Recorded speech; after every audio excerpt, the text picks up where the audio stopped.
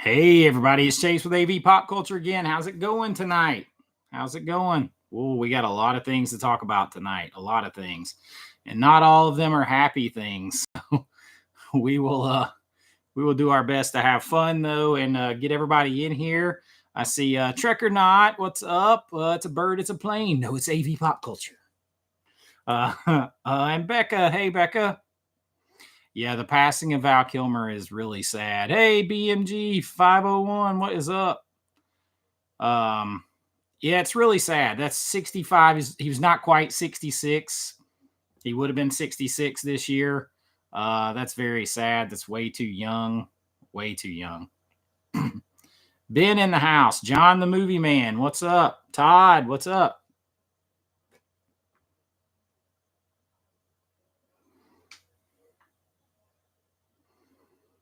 Throwback Cafe in the house. What's up, man? Let me know you guys can hear me, right? I was using my other camera last week for the first time, and then I forgot to charge it today because, I didn't forget to charge it. I've just been using it recording videos.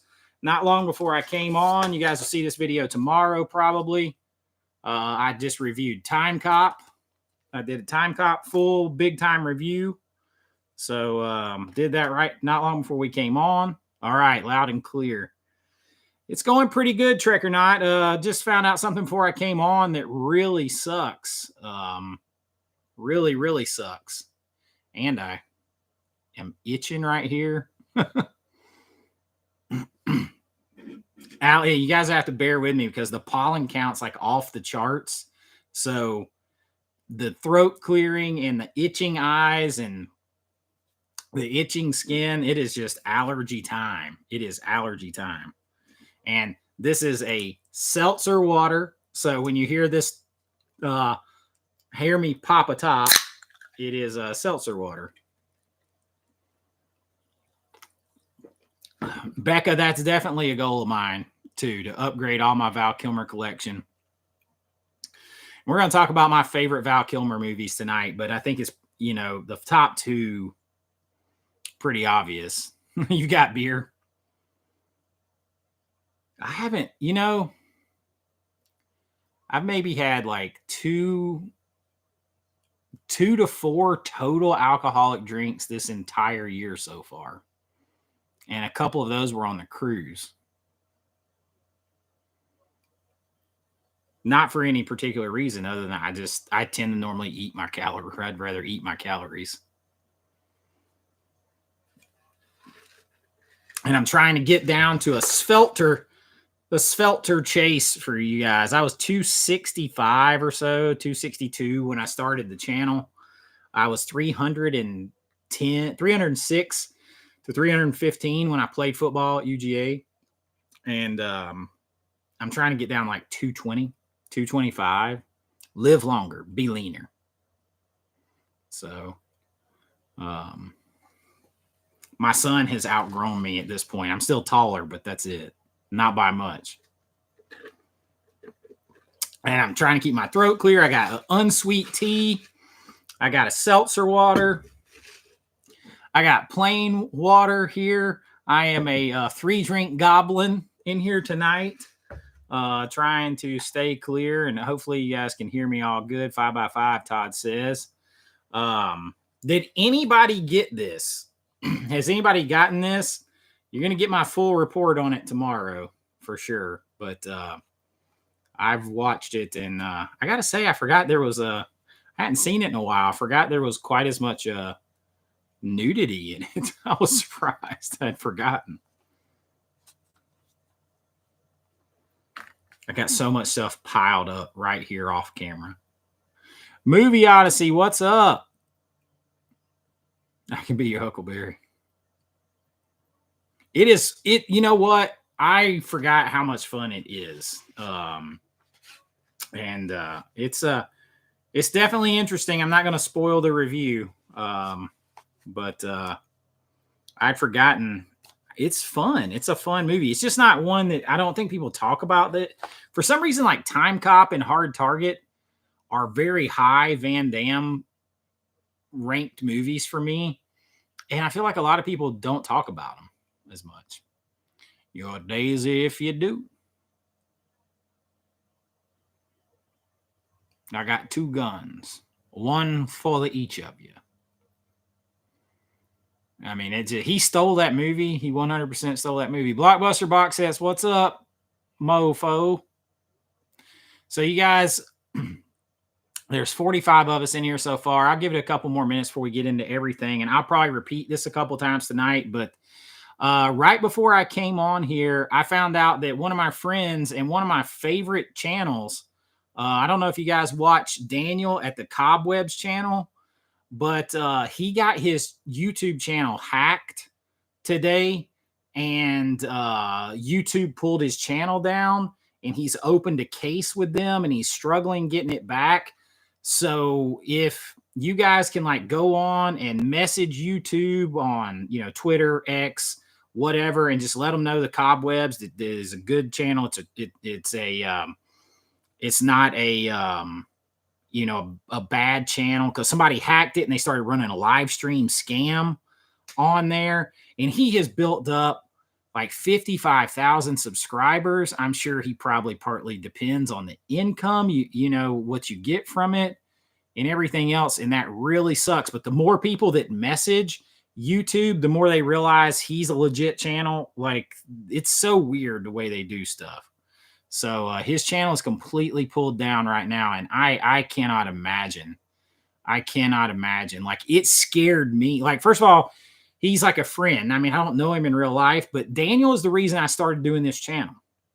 And it's so weird this happened to him, because I just tell the story again on a video that is coming out probably on Sunday that I recorded yesterday.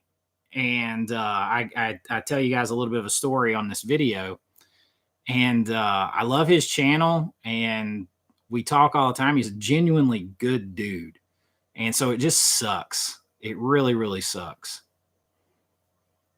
But I know you can't do much, but you can message YouTube on on X and different places, anywhere you can tag YouTube in it. That would help. Many hands make light work. Yeah, GPP. I don't know. It's like, what the hell? So, like, why do people do that?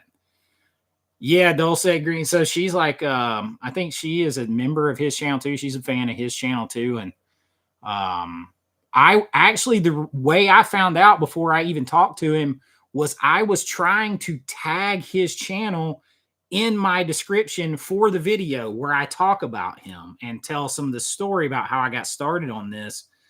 And it wouldn't let me tag him. And I'm like, what's going on? And then I talked to him, and I saw his Instagram video. His Instagram is still up, but he's locked out completely of his Google account. Doesn't know what he's going to do.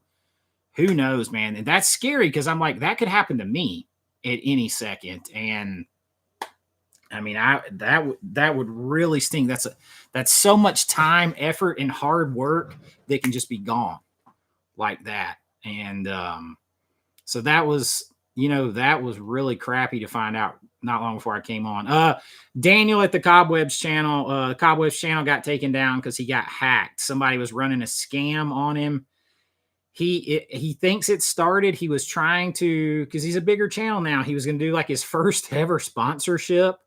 And he tried to open the contract, I believe is what he was saying, for the sponsorship deal, and it really wouldn't work right. And the next thing he knew, a little bit later, there was a live stream scam going on his channel or something, and YouTube took it down and locked him out and everything else. So he was hacked, and I mean, 55,000 subscribers, all that work, all that time, and it's income, guys. I mean, imagine losing, he has that other job too, but imagine like losing a huge portion of your income like that through no fault of your own. It's, and then it's something that you love doing too. Lots of work. That's tough. That's tough.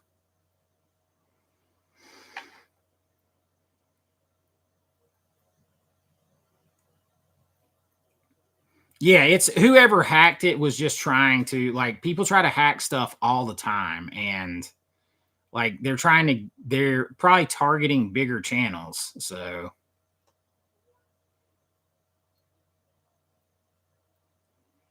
Blockbuster Box Sets, what do you say? You drop some scratch and dent. Oh, Blockbuster Box Sets. If you guys are looking for some of those Halloween big box sets, he dropped some scratch and dent ones.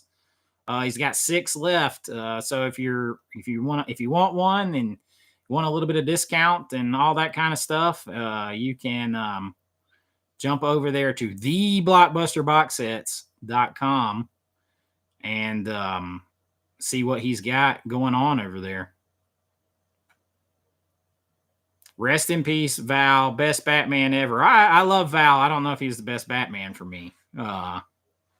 But I love Val. Like, we'll talk about my favorite Val movies and stuff like that for sure. Last movie standing in the house. What's up, man? Yeah, I can't say best Batman for Val Kilmer for me, but I love Val Kilmer.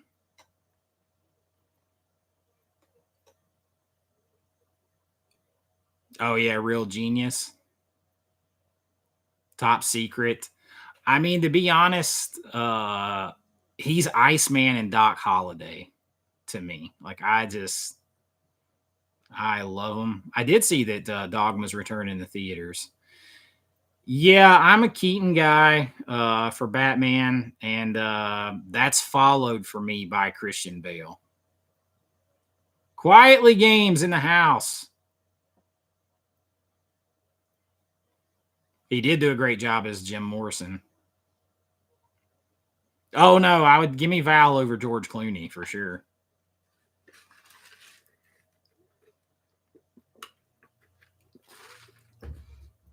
So one of you guys, and I'll probably mention this in there too. One of you awesome folks, I just got this today. No note, it was sent to me. City of the Living Dead on 4K by Lucio Fulci. And it just sent the thing with a receipt. I don't know who sent it to me, but this is awesome. I didn't have this. So, and I just bought The Beyond. I bought that set. So I've never seen this. I've actually never seen this. So I'm looking forward to checking this out. So I don't know which one of you silent rogues sent this to me, but I sure do appreciate it. This thing is loaded. Your favorite Fulci? Somebody bought it from deep discount and had it shipped right to me, but no note or anything other than that. I don't know. Not I.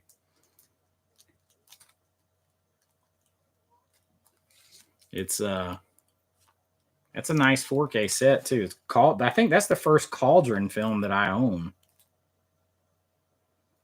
I think it's my first from that label. So looking to check this out.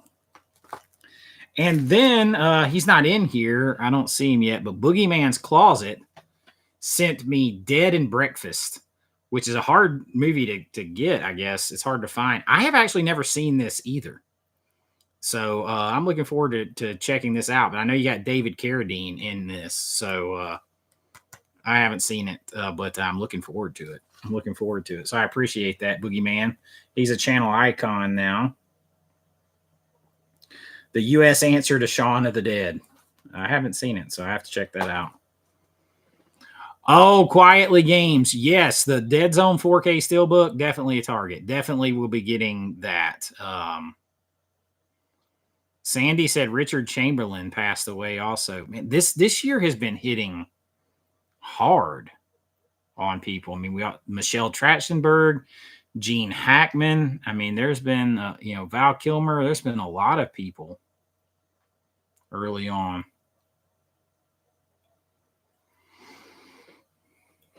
Oh, yeah, Val and Elizabeth Shue in The Saint. I haven't seen The Saint in forever. But the Dead Zone Steelbook, that thing looks amazing. I don't have that movie at all, so that's an easy pickup. I actually don't have Monkey Shines. I got an old DVD to Bring It On, but I don't have Monkey Shines. I don't have Lord of Illusions, and I don't have the Dead Zone. and I only have the old DVD to bring it on. So Scream Factory is getting me hard this month for sure. They're gonna get me for sure.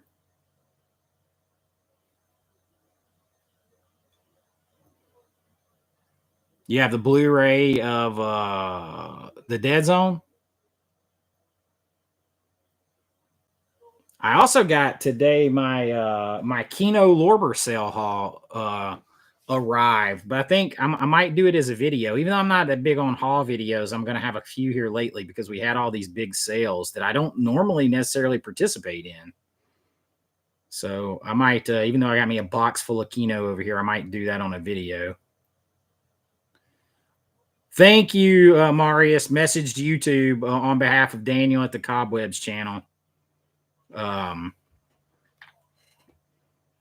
Deep Blue Sea. That's a good one. That's a good 4K. Let's set our little goal thing here.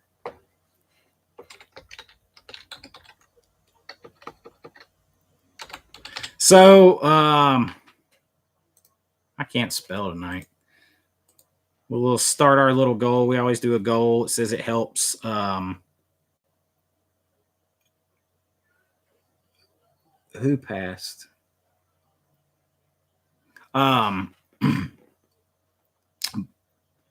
Did I get the slips on my Kino stuff? I got slips on everything, but except for two things I didn't get slips. But I knew one of them I wasn't going to get a slip for sure. And I saw how much it cost on eBay, and I was like, yeah, I'm never paying that for the slip. Blockbuster Box says it's been a hot minute since you bought anything. You have some pre-orders out there. I bought a lot here lately. I also got this order in from Orbit, which we got to talk about. Orbit talked about some stuff today, tariffs and whatnot. I picked up H.G. Wells' The Time Machine. I'm still working on my big, like 50 sci-fi and horror movies, 50s and 60s lists. So I think this is 59 or 60, I think. So it's right in there. Picked that up. And then I also picked up these. I got the Full Metal Jacket. Everything's backwards. The Full Metal Jacket Steelbook and a Clockwork Orange. Fortunately, these stickers do come off because on the outside of the plastic, and get those stickers off of that thing. So I picked up some Kubrick. I didn't have either one of these. Didn't have either one. Back in the saddle again. And then I also got one of you other. Hold on one second. I got to grab something. If I can grab it over here.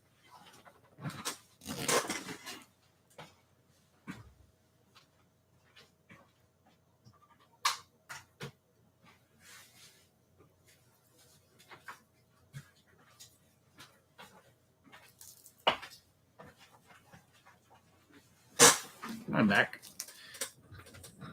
A Clockwork Orange is crazy. It's crazy. It's getting that. I love that original art. I got another thing one of you guys sent me. This is Tyler sent me this. Tyler is the channel's first member.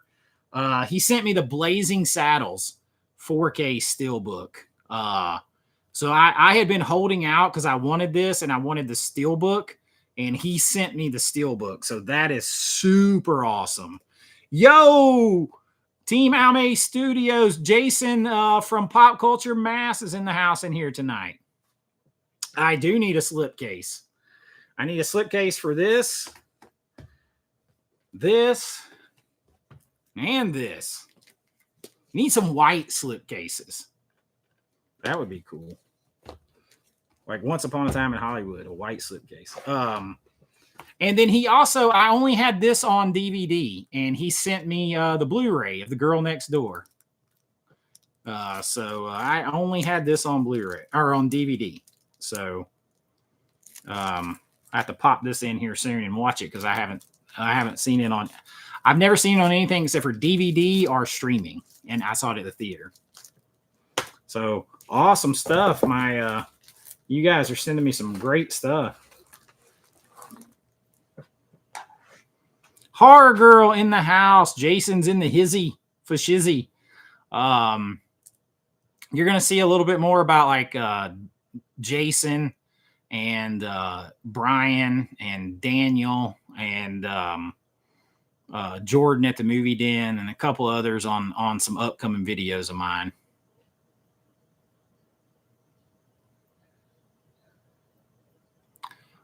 Greg says, hi, Chase. Love the stream and all the vids. What percentage of films that you watch are new, unseen, and what percentage are old classics you like to go back to?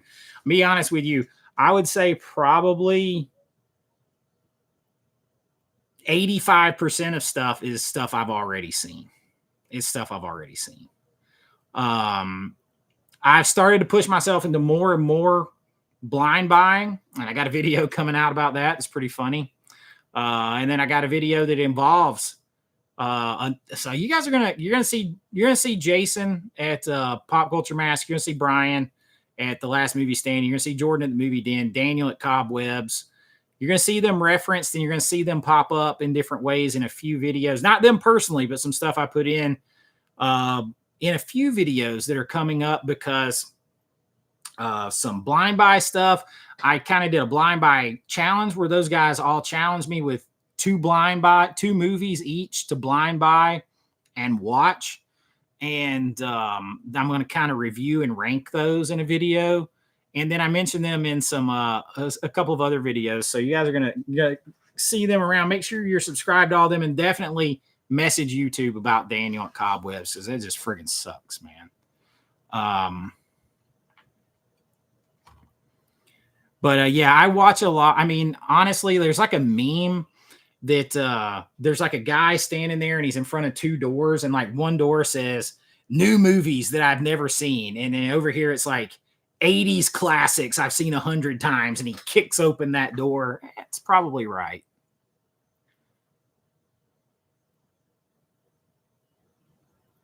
That's Greg. It's the same with me. Most of the time, it's stuff that that other people have recommended. Or like every now and then I'll happen by something like I had Dead and Buried on my like stuff to try before you buy on YouTube video that just came out yesterday. And hopefully you guys like that video. That's something different I haven't seen anybody do. So I haven't done that yet. And hopefully you guys like that because like I found Dead and Buried on YouTube and somehow I missed it as growing up. So I do stumble across some stuff like that. Marius says, can you have live chats display on the screen? I don't pay for StreamYard and all that stuff, so I can't. It's just the YouTube thing. I mean, StreamYard is pretty expensive now. I don't have a 30 or 40 or 50,000 subscriber channel or tons of other disposable income for like their $50, $80 a month to have the StreamYard now. Everybody keeps saying OBS. I'm going to be honest with you guys. I don't know what that is. I haven't tried it. And to be 100% honest, I have been killing myself to try to get a few videos ahead, do more videos so that I can continue to put out a video every single day for you guys and ladies. Guys isn't gender, it's just everybody. I'm trying to work ahead, and so that I can put out a video every day but not have to make a video every single day and put it out, if that makes sense. And that has just 100% consumed my time. It has 100% consumed my time.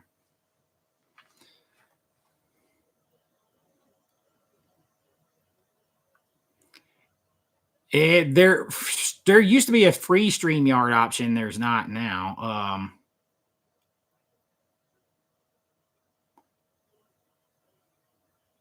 I mean, there might be another service, but all of them are pay. So like everybody who you see like pop up, it's a pay service. And I usually only do one stream per week. Now, next week, I won't have a stream. I won't be in town. So I'm going out of town for some work too. And I won't be here. So, I mean, it'd be fun fun work, but it's still, that's what I'm going out of town for. So I won't have a stream next week. What's my Trekkernaut says, what is your go-to snack and beverage for watching a movie? Chinese and beer for you.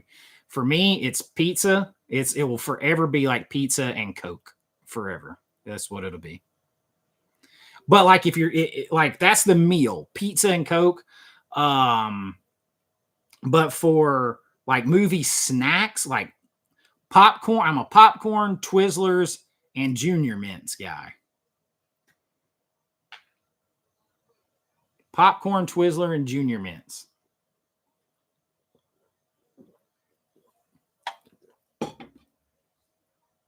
Whiskey and chocolate.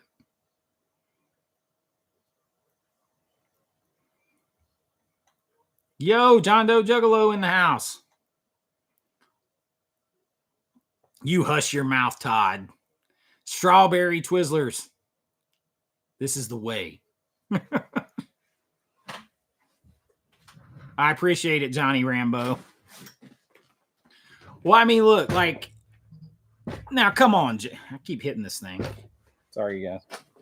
Jason, come on. Now, you're in the 80s as a kid. You're telling me you grew up preferring Chinese food and beer over pizza on movie night?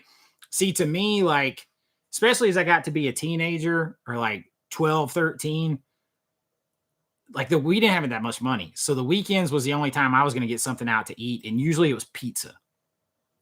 And I don't know. I still to this day associate like Friday night and Saturday night with movies and pizza and Coke and snacks, stuff like that. To this day. Becca's like, we're watching this while eating pizza. There you go. Like, oh, Matt, I appreciate it. Matt hit me with, he broke the seal on the goal for tonight with a $5 super chat. He says, cheers to the pop culture family. Here's for every time Demons was ranked #1 on your 4K list. It deserves it. Clink. Also, pizza, hands down. Yes, sir. Yes, sir.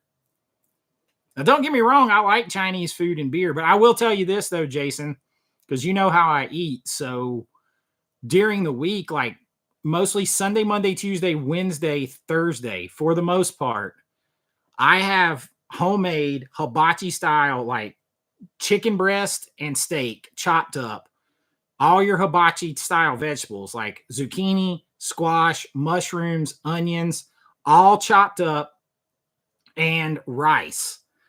And I keep them in 3 different containers. And every single night of the week, other usually than Friday and Saturday, that's what I eat for dinner. And that's it. That is it. That's all I eat every single day. So if I'm looking for something to eat on the weekend to watch a movie, it's definitely not going to be Chinese, because a lot of times I will use like a no sugar, like Kung Pao sauce to put over the top of it, or something in soy sauce. So I feel like I'm kind of eating that pretty much every night.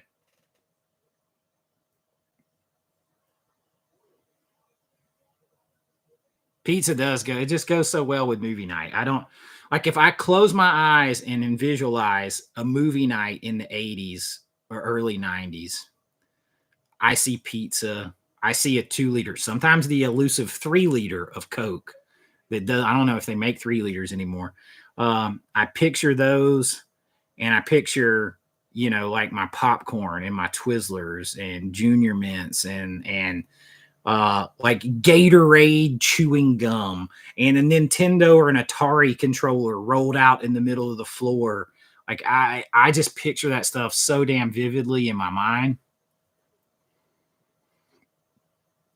Ben says Demons is his favorite recommendation for me. Look, I'm not a huge Italian horror guy overall, but that one is so good. It's very Americanized. I would give that. Greg says Summer of '84 and Vicious Fun, both on Shudder. I haven't seen Summer of '84. I got to see that. So thank you for letting me know that's on Shudder.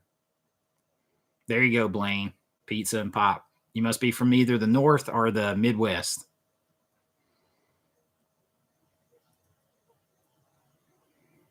Anthony 3, Anthony, what is going on? I'm doing all right. I'm doing all right.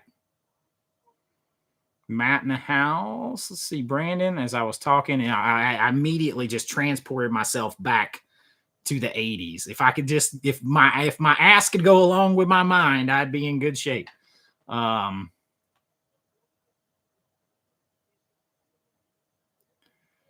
Brandon says maybe 2K movies in my collection. How often we actually watching movies? Is it every day or once a week? What about? Listen, so for the most part, now I've got to try to watch something almost every day, or I've got to take a couple days a week where I watch a bunch because for the channel, and that's part of the reason I'm trying so hard to work ahead on these videos, because you got like I don't do my video, and this is not to knock on anyone on how anybody does any videos. So just let me say that right now. But the way I do videos, I record with a 4K camera. I have to then upload that, import the video into professional editing software, Adobe Premiere. I color correct, color grade it in different ways. I add graphics and clips and intro stuff and outro stuff, and all of that stuff requires a lot of time. So I am trying to get to where I've got enough recorded ahead of time to where I can just make a movie or make a new video every other day, but still release one every single day. That way I have more time to actually enjoy watching the movies rather than just having to speed watch them sometimes and just kind of, hang out and watch them. Yeah, Vinegar Syndrome has the summer of 84. It's a 4K, isn't it, too? But they don't have the one with the slip anymore, which I think is why I don't have it. Ben, getting us another one on our goal, a $5 super chat. Thanks, man. Got the camera and the glasses. Oh, me too, TA. Look, Elizabeth Shue, she started my blonde thing. It was Elizabeth Shue because I was young when Karate Kid came out and I saw her on that movie screen. And it was like that California beach, all American blonde, just that became like the archetype for what I thought was beautiful my whole life.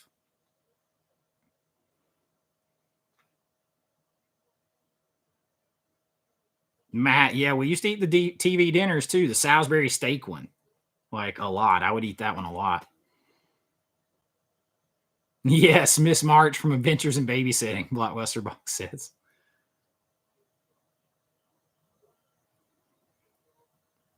Yes, John. So, like, a lot of times, you guys, especially when you see me doing big list videos, I've seen all those movies, right? But I'm going to at least because it's you guys, if you go back and look at the videos, you can tell when I didn't write down like even the order, the top 10. I'll have to count it and remember where I'm at. So on the list videos, I'll write like number 10, Demons, 1984, or whenever it came out, 1985. And that way it just keeps me in track. Everything else, though, I might research my facts, but everything else just comes right off the top of my head as I'm talking.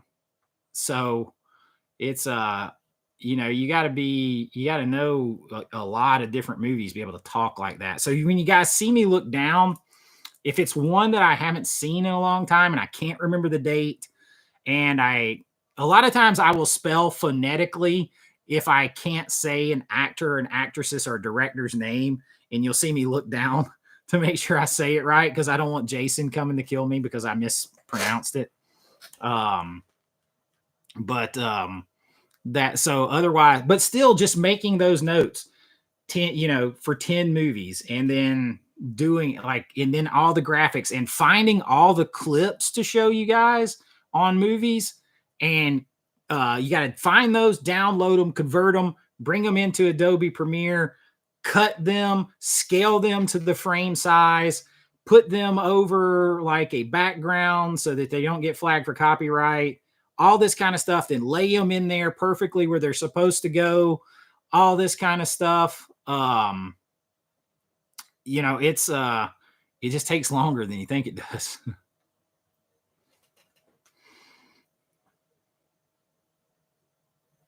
Oh yeah, for sure, Matt. It's a cruel, cruel summer.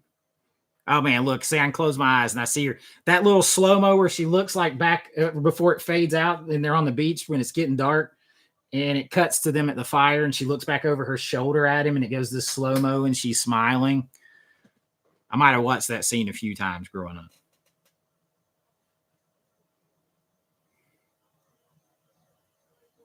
Oh my God, Trek or not, shame on you, sir. Shame on you. I can't even. I'm not even reading that shit out loud. You don't know how YouTubers post daily without production team. It's time consuming. So like one of those, I edit fast too.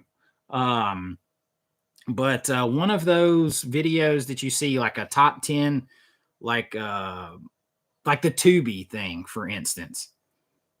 I had to find all 10 of those movie clips, download them, cut them, all that stuff.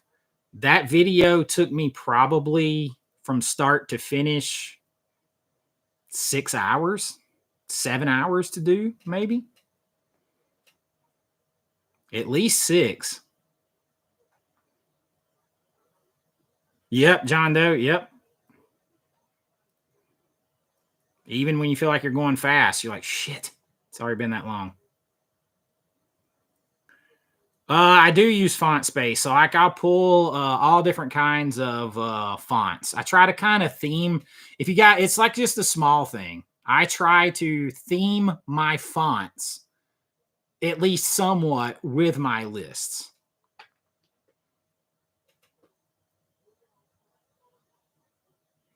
Oh, what about your pre-order on Tombstone? Went to pre-order mine to find out it was sold out. Oh, that is a bummer. I pre-ordered like the first day from Orbit. I was not messing around with that one.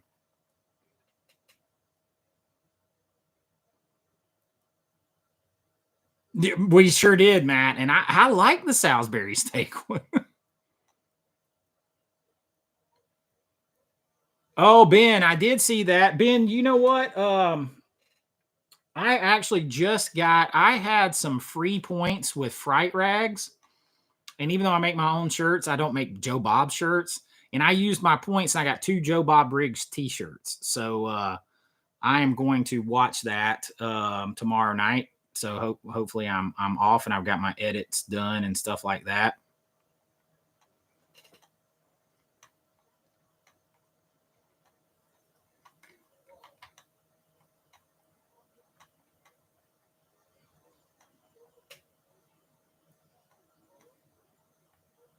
Is American Ninja stuck on DVD? Why did I think that was a Blu-ray of that? Blaine, I appreciate that. There's definitely times where I'm like, this would be fine like this, but like because I've been so long editing professionally and stuff, I just can't like. I'd be like, yeah, but it would look better if I did this, and I just can't let myself put it out that way. So I have to fix it up a little more.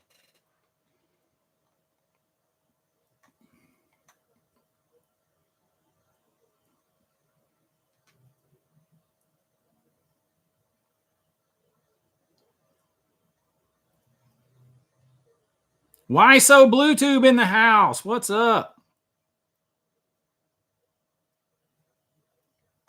Thoughts of Friday 2 announced. They announced Friday Part 2 on 4K.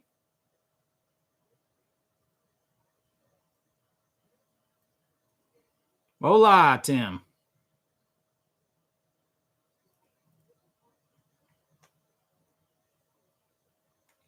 There's a lot of stuff that we're getting more and more comedies coming though. I fully expect that we'll probably end up seeing this in the not too distant future. This is I don't know, it's Fox though. Although they're starting to put out more stuff. So American Ninja 1 and 2 are on Blu-ray with Kino.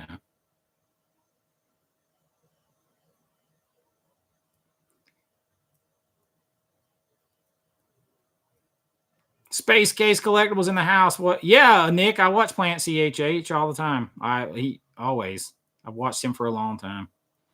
Like Daniel was the first one that I found, and then I would say I watched CHH was probably the next one that I saw, and then Ken, and then I saw some Born to Be Rad stuff. I think the first thing I ever saw of his was like his movie room tour or something. Planet CHH actually messaged me the other day after his live stream where one of you guys mentioned me on there, I guess. And I think he forgot that he knew who my channel was a little bit. Like goes back when I first started, I tried to message him and I was like, hey man, you know, I know you're a big horror fan. I make horror movies for a living. I just did this one with Tyler Main and Martin Cove. And I was like, I want to send you a copy of it. And he never responded to me. But I watch him, and I know it gets busy. I try to respond to everybody I can. But now, I watch his stuff for sure. Yeah, that'd be cool, Nick. The Elm Street 2 4K, but well, they're doing them all on. I mean, I knew the update, like I saw the update, but like to me, I mean, it's news, but it doesn't seem like big news to me. I mean, because we all know they're coming on 4K and hopefully they all look good. So, I mean, you're hoping that they're working on special features back there and stuff like that. So I just kind of expect them to be good.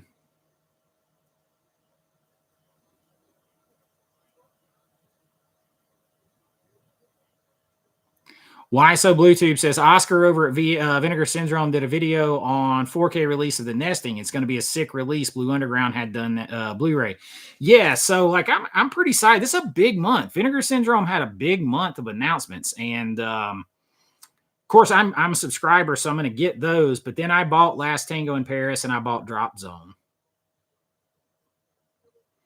Four Brothers would be a good 4K. That's basically a remake of the movie Sons of Katie Elder. Oh, Todd, if you're offering up a Night of the Creeps poster, I will 100% take it. I will 100% take it. I'm actually trying to figure out a way that I can get me a light box mounted back here like you see at the movie theater and change the posters in and out. Can't mess with my sign. Take an act of Congress to move that thing. But somehow Frankenstein may have to move or something. I don't know. Now that I messed up my camera.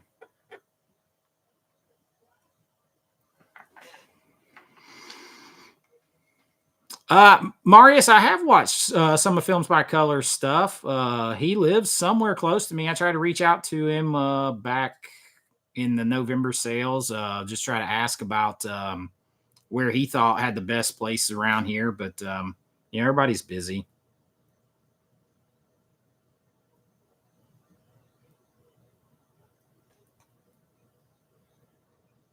Hi, Beef. Is Frank Zappa's 200 Motels on 4K? I can't say I know that for sure one way or the other. Ben just got Donnie Darko. That one is an interesting one. I have a love-hate relationship with that movie.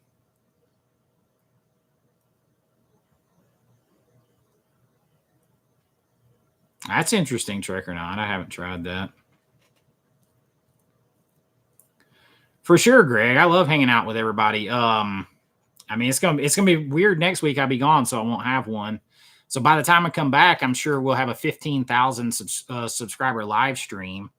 Maybe I will give this away there. I have a unopened copy of Daylight. Maybe I'll give that away at the 15,000 live stream.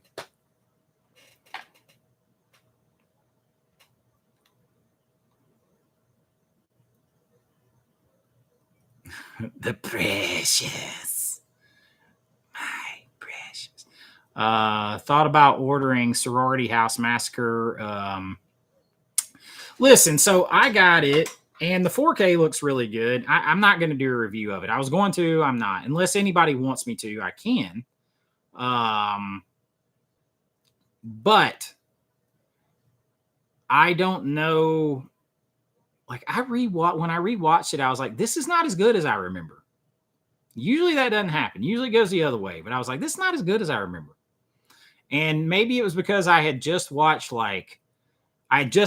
Evil Toons, which I'm just absolutely in love with that movie. Like ridiculous.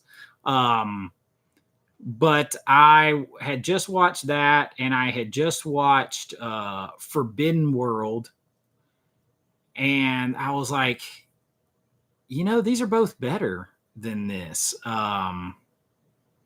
I don't know. Like the movie is fine. It's very derivative. And others did it better. But what else did we just watched Iced? And because a lot of the same cast, there's like similar cast. Some of the cast members I think went over to, and filmmakers went over from Sorority House Massacre or whatever. And yeah, but the 4K is good though. The 4K is good. Am I buying Minecraft? No, but I imagine I'll have to eventually. My kids liked it. Or they when they're growing up, they liked Minecraft.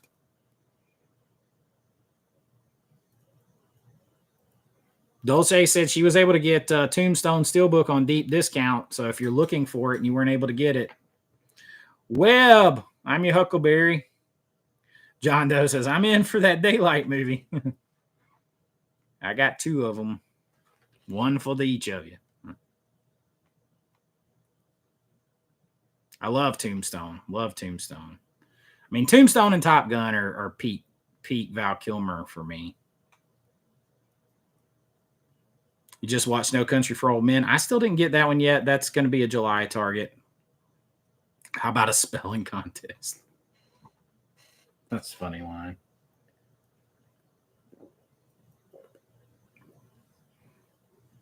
There's a lot of stuff still blowing in the wind, Nicholas. A lot of stuff.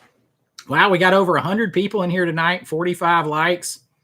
We're 2 out of 10 on the way to the target for the super chats. We're doing pretty good in here tonight. Blake's Giants PC, what's up? So I did want to tell you guys, I've kind of mentioned it on some videos. Tyler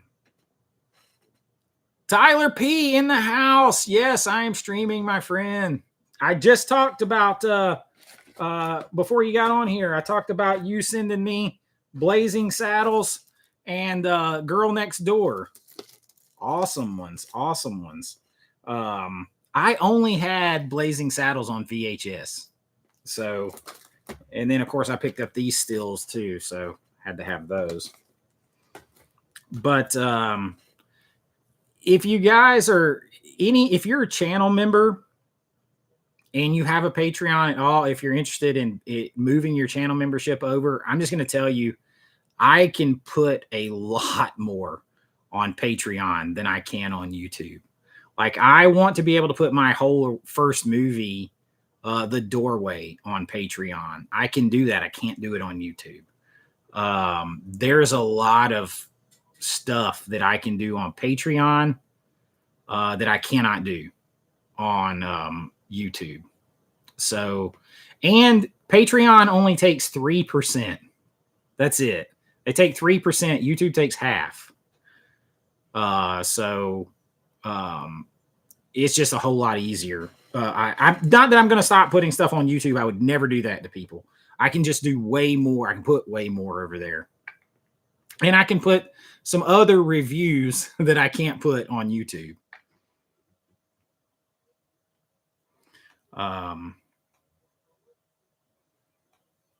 Eli say, what's up, Jay? So when is Creature Feature 2 Bloodlines begin? So that is funny you mentioned that. We're going to talk about that in just a second, Eli. Oh no, I like Real Genius. There's another movie out here. I don't know why Real Genius just made me think of this, but I was watching Evil Toons and I was thinking about another movie like that needs to come out. Cool World. Do you guys remember Cool World? Cool World needs to get out there on 4K. Thanks, Tyler. Yeah, I mean, it's just you'll see there's already some more stuff over there, but man, it's just so easy. I can put so much more stuff over there. Oh, Matt, awesome, says, speaking of which, Criterion originally sent me an extra copy of Blowout 4K we can give away here on the channel. Absolutely, Matt. That would be awesome. That would be awesome. I appreciate that. Hell yeah.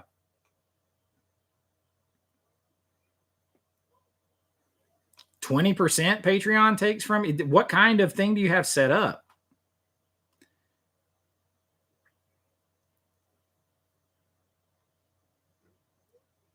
It's nowhere near 20% what they grabbed from me. It's 50% on here, though.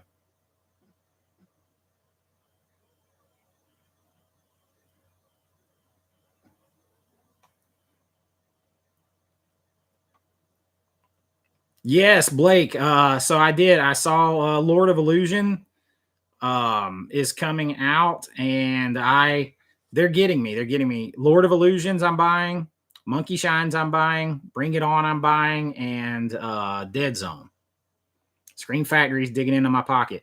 So those three, and then Drop Zone from Vinegar Syndrome, and Last Tango in Paris. Almost said Last Mango in Paris, but that's my favorite Jimmy Buffett song. Last Tango in Paris. So that was like $60, $65 with my subscriber discount. And then it's going to be like $130 for Scream Factory. So I'm $200 in.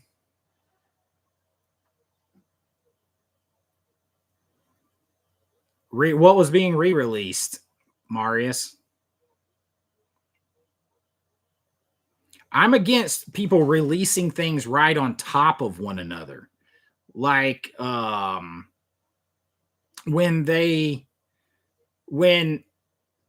Scream Factory, or let's say Vinegar Syndrome, they just released Murder Rock, and 88 Films going to release it next month. Like, that's tacky to me. But if a movie's been out for a while and it's sold out, it's out of print,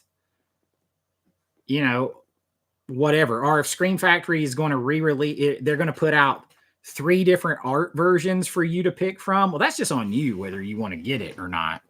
I don't like the different boutiques releasing the same things on top of one another.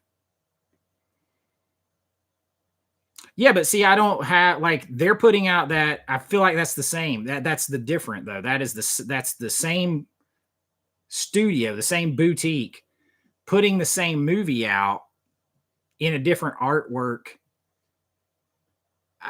You don't have to get it. Overall, like it, yeah, it's like what I don't like is Warner Brothers. Within 2 weeks, you re-release this 3 times over there, over here. It's just I don't know if the Dead Zone been released before, because I don't have it.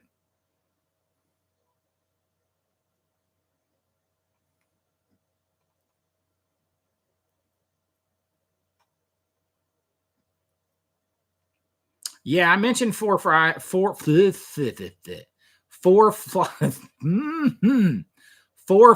on gray velvet. I mentioned that in my physical media news, not the last one, but the one before, because I knew a lot of people missed that.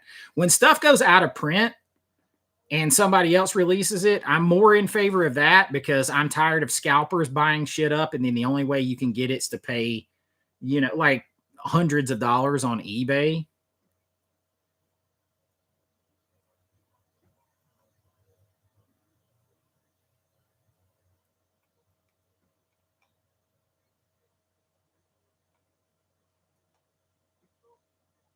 Yeah, Dark City's getting the 4K release from Arrow.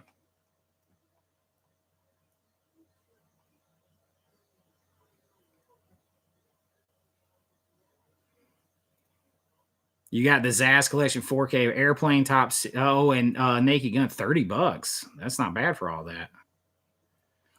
It was you, Tyler. So I started off the thing. So Tyler also sent me this. I was like, one of you silent rogues sent me City of the Living Dead. I haven't seen this.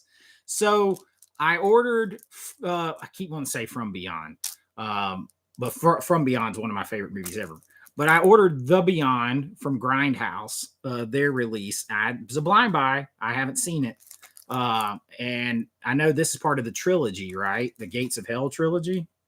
So I am looking forward to watching it. Like, I have seen the scene in this because this is where he drills through the guy's head, right? Am I getting that wrong? No, it's right there on the cover.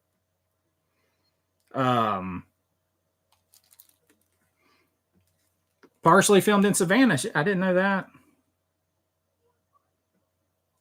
But yeah, like, I'm looking forward to checking all of these out. So I appreciate it. As you, I was like, this came today, and I was like, who sent me this? So I'm looking forward to watching that. I appreciate that, my friend. Jose, coming in late. Good evening. Good evening. Oh, Ben, I appreciate that. Ben with another $5 super chat says, congrats on your 70s video getting over 99,000 views. Hey, Ben, I appreciate that. Did you know when we came on here tonight, it is officially under 100 views away from getting 100,000. It'd be my first ever video to hit 100,000 views. So it was at like 99,923. I believe it was when I came on here. Because in the YouTube side, you can see it, right? The YouTube studio. You can see all the exact numbers. So I'd be the first one that I have to hit 100K.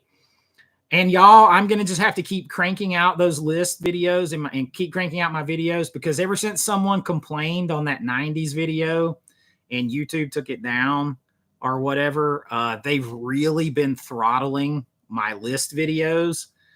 And for instance, Ben mentions the 70s video that's got almost got 100,000 views basically. In the first, I think it was week, they showed that video to 1.2 million people. It got 1.2 million impressions. The 80s video version of that's got like 80,000 views, they showed it to like 700,000 people the week before. Then the 90s video happened that someone complained on, and now the last two videos that I've put out like that, they showed to like a grand total of, one of them they only showed to 14,000 people. I'm like, y'all didn't even show it to all of my subscribers. So ever since the complaint, they've throttled my videos. So we'll see. Hopefully I get back out in their good graces.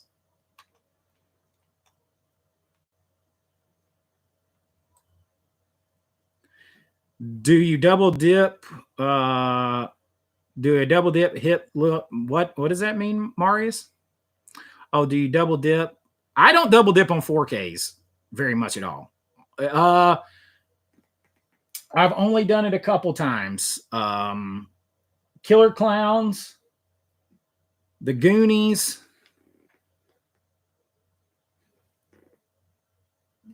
That might be all. I technically double dipped on From Beyond, but somebody sent me the one from 88 Films as a gift, so I didn't actually buy it.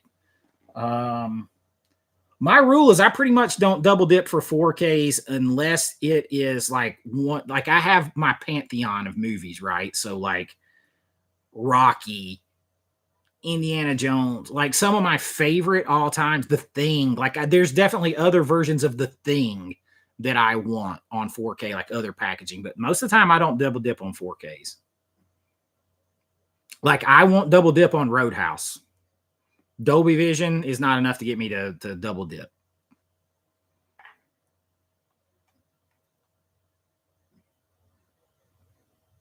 Ooh, ISO Bluetooth. That's very exciting. I sound like Woody Harrelson.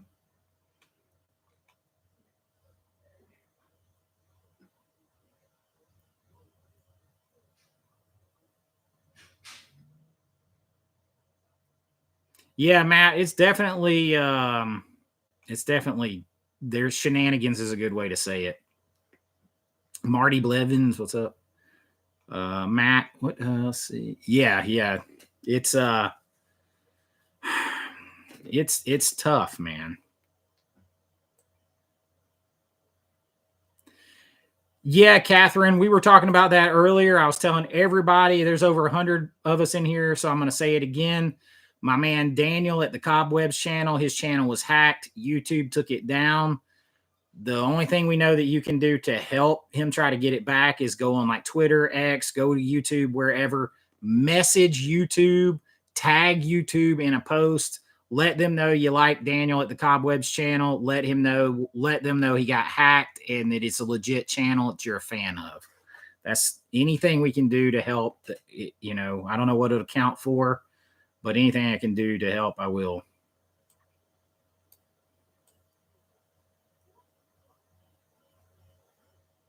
Dulce, I do have an all region Blu-ray player. Let me tell you, I think for the money, you can get this on Amazon already done. It's the Sony XM2, Sony X800 M2. Look for that one. It usually runs $350 to $400 depending on when you get it. High recommend. Now you have to press the button for the region of that it is. It's a color-coded button on the remote. So like if it's a region C, you press like the blue button before you put the movie in. But that's it. And it worked flawlessly for me. It was my main player until I got the Panasonic UB820 on Black Friday. And the biggest difference between those two is, number one, the Panasonic is not region free. You can hack it on some things, but it's not region free. The Panasonic has that chip in it that they put in like high-end 4K cinema projectors at theaters. It just does the color a little bit better. But that Sony, 95% as good. High recommend that one. You can get it on Amazon. You don't have to send it anywhere to get it set up to be region free. Super high recommend.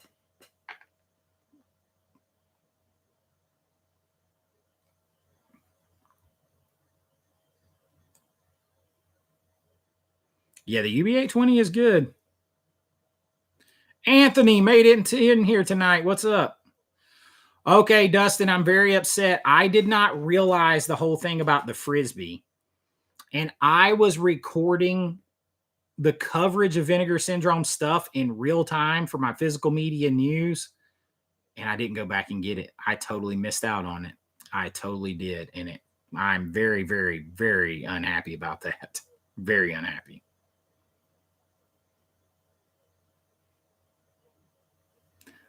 Tim said his son Taryn's third birthday was today. He insisted on watching Jaws now because one of his gifts today was a Hot Wheels track set that loops, then jumps through a shark's mouth. That's awesome.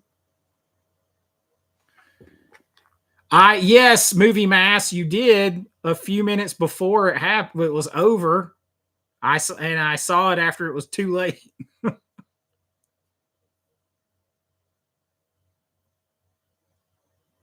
Oh, I'm your Huckleberry. I appreciate that, man. He hits us with a $10 super chat, working towards our goal here, 4 out of 10.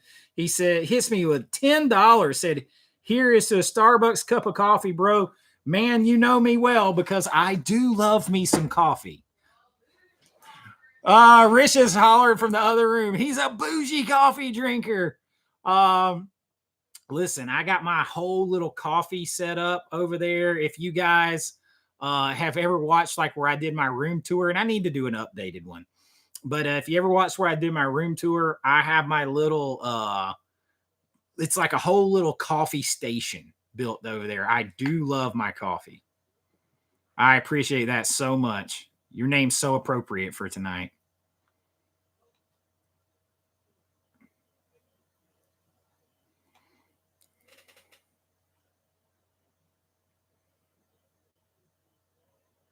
Oh, you got the UB820 region free version? Yeah, 800. That's a spicy meatball.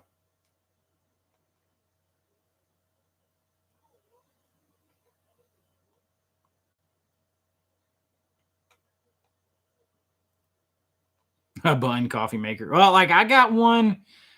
Is mine a Ninja? Is it a Ninja or an Espresso or what? My mom gave it to me for Christmas the year before last. Panasonic UB820 as it comes is not actually region free. You can hack it and hit a couple things on the buttons a couple times and get it to play some stuff. Like I played that supposedly region locked movie right back there, that He-Man movie, but it doesn't work on every one.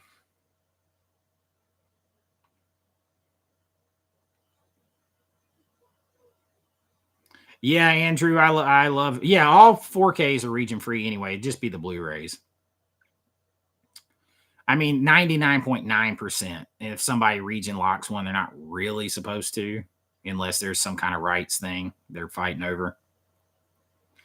The Sony, it's the X800M2. You can get it on Amazon. That's where I got mine. It's going to range between $349 and $400.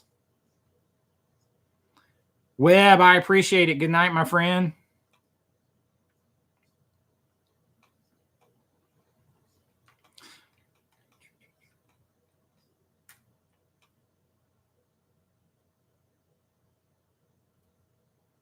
I did not know that, Scott.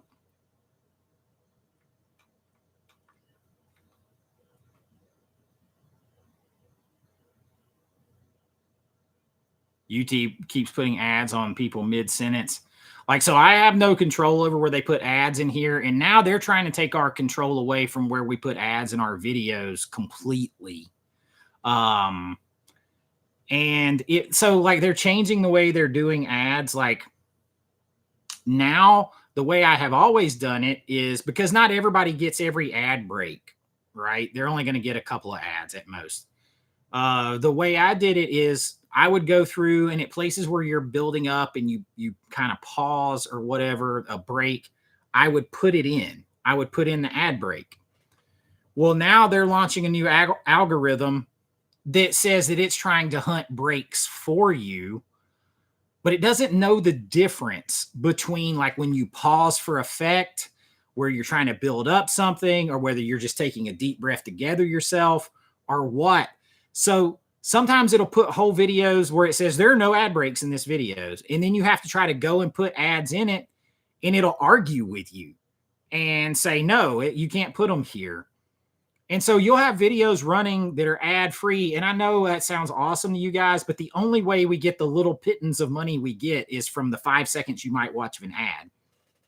But the, what they're trying to do, it's so funny. Everything is moving back to the old way. So what they told me, what they ultimately want to do is have less commercial breaks, but longer commercial breaks that you have to watch. If you'll notice now, you're starting to watch videos where it says you can skip in like 30 seconds, and then you skip it and it takes you to another video, another commercial that you can't skip for 10 seconds. So they're trying to sell old advertising blocks, 15 seconds, 30 seconds, 45, and 60. They flat out told me that when I messaged them. So they're trying to go old school TV.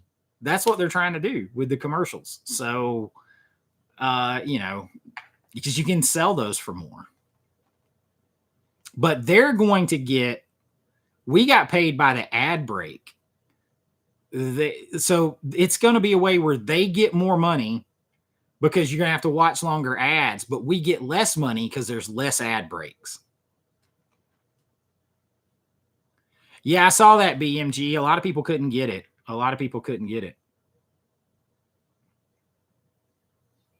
Yeah, the picture-wise, the Panasonic is an upgrade over the Sony. Reliability-wise and being able to play region-free easier. The Sony, I mean, I keep them both. One's in my living room, one's in here. Movie Mass out here trying his darndest. I know, man. But I didn't see it on our private message. It was like, and then by the time I saw his message saying that did you get it? He's like, it's gone at midnight. You're screwed.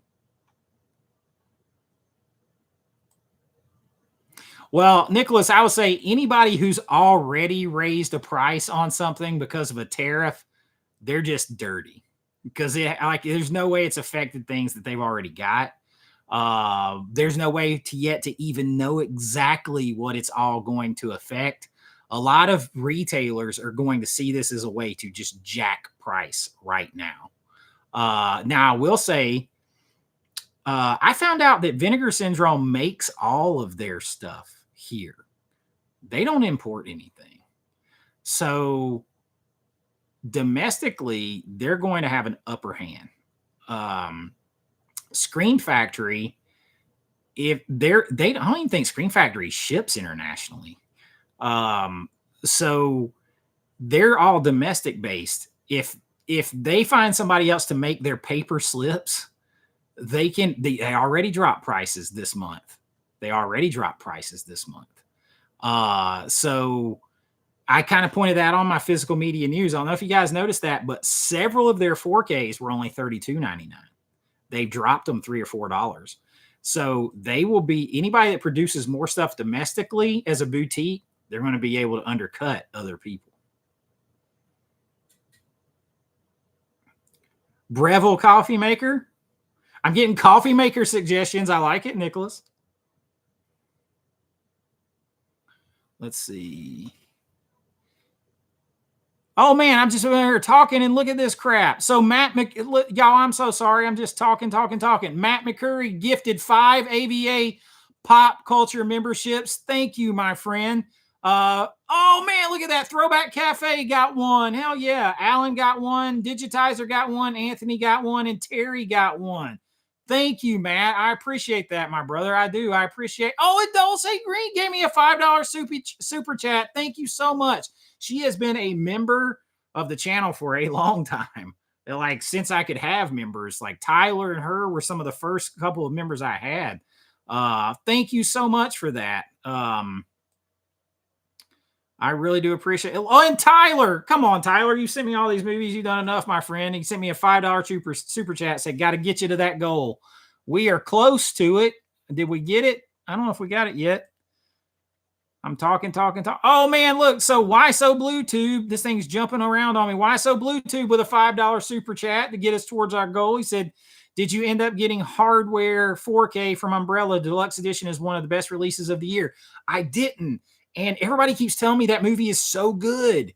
That they keep telling me that movie is so good, and I've never seen it. So that's definitely got to be on the list to get. But the problem is, I know that if I buy just the slipcover version and I love it, I'm going to wish I had bought the more expensive, the big version. So maybe I should follow my own advice and try before I buy. Tyler's the man. It was awesome too that he ended up winning the having been the first channel member, and that his name got drawn on the 10,000 subscriber thing to win the Rocky box. That was awesome.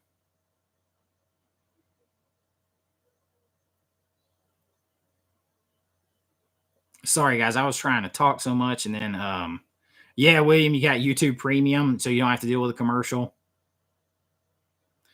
Oh, I appreciate you sending that, Ben, on behalf of the Cobwebs channel. I appreciate that.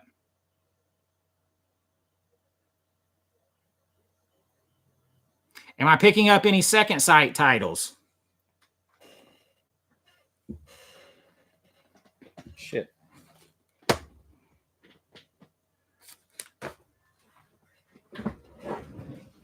Let's see.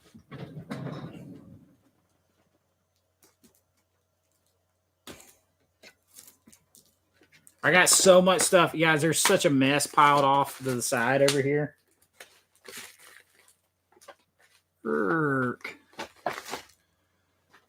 I got scanners. It's here somewhere. I was going to show you. I got scanners. I didn't get the Brood, but I got scanners. It's here somewhere. I don't know where.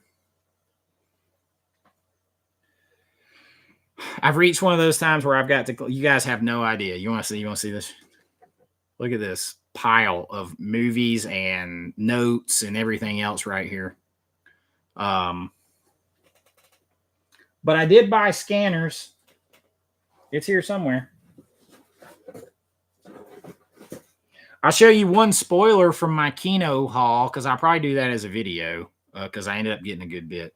But one spoiler, this one I haven't seen in forever. You're probably going to see it on a list coming because I have I wanted it for the list.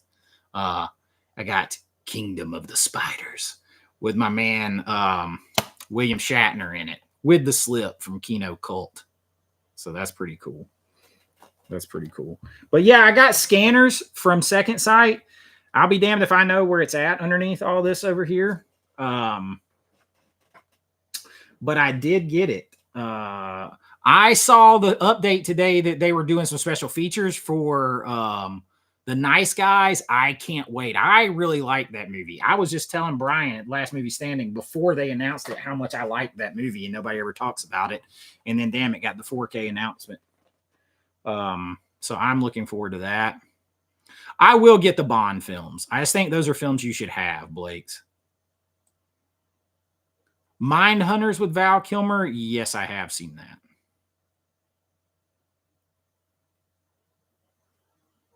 Yeah, Lone Soldier's like 90-second ads, an additional 5-second ad. Yeah, they're trying to do that. Amazon's trying to buy TikTok. So I'll tell you why I don't buy YouTube Premium. Because I want to see that they're actually see if they're putting in commercials where they're supposed to in my videos. And not put them in places where they shouldn't be and all that kind of stuff. I try to go in there and make and change it when they do that.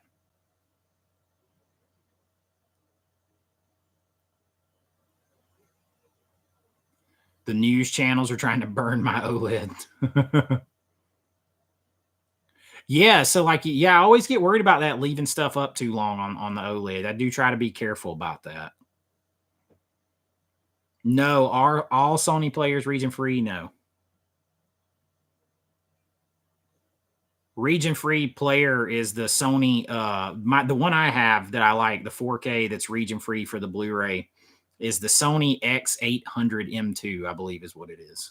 You can get it on Amazon, usually between $350, $400, depending on when you get it.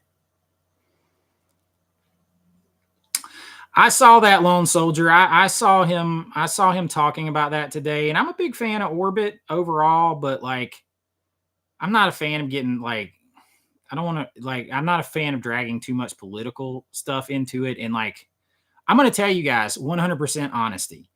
I have master's degrees in political science and public administration and an MBA. And you know why you never hear me talking about that stuff? Because it's miserable and it's a no-win situation.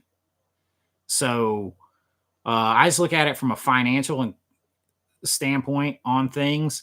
And I know that technically overall, if more stuff were made here, it'd be cheaper. And I know that other countries disproportionately charge taxes on our stuff that we import to them. And we are at a $1 trillion trade deficit, which is the most of anybody in the world. Those are just the facts. And it needs to be evened out somewhat. Past that, I don't give a crap about anybody's politics on it. So that's just from a pure economic standpoint. But I don't get into it. And I like, if you're already upcharging for stuff and you haven't paid for it yet, and it hasn't set in or settled on what is actually going to cost more and not, then you're just trying to profiteer off of it, in my opinion. And I fully expect people to do that to start with. And I won't patron those people. I don't care if it's Walmart. I don't care who it is. You try to profiteer off a situation, I won't support that.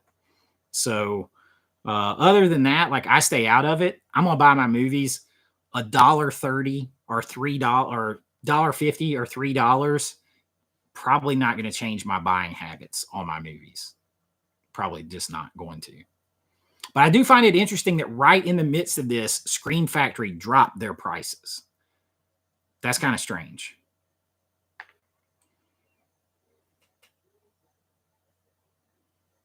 So, Nicholas, you have YouTube Premium. I used to have YouTube Premium. I'll tell you what I liked about YouTube Premium the most is that I could listen to like a music playlist that I made at the gym and never have to worry about commercials. Because there's nothing worse than like I'm in the middle of a set lifting heavy weights and I'm jamming to There's No Easy Way Out from the Rocky IV soundtrack, and it goes to like a Viagra commercial or something. There's like nothing worse than that. Or what's worse is the animal hospital videos, like commercials that are like 2 minutes long, where they talk about adopting sick pets and stuff, or for 50 cents a day you can help this animal, and I'm like in the middle of lifting weights. That's what I really liked about having YouTube Premium.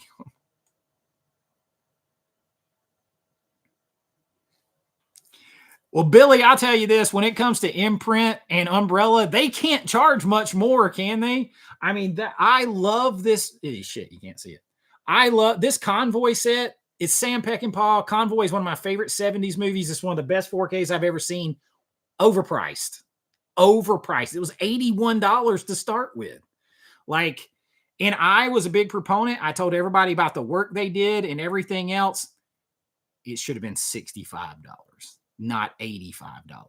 Like it was too much. Like even for the work they did, Imprint's not tiny, even $69.99. But when you get up to the $85, it's a tad much. That's a tad much. So I can't see how they get more expensive. Umbrella's expensive. If you can see it down there, that Caligula set and that Mario set, over $100 a piece. So how are they going to get any more expensive? They're super expensive.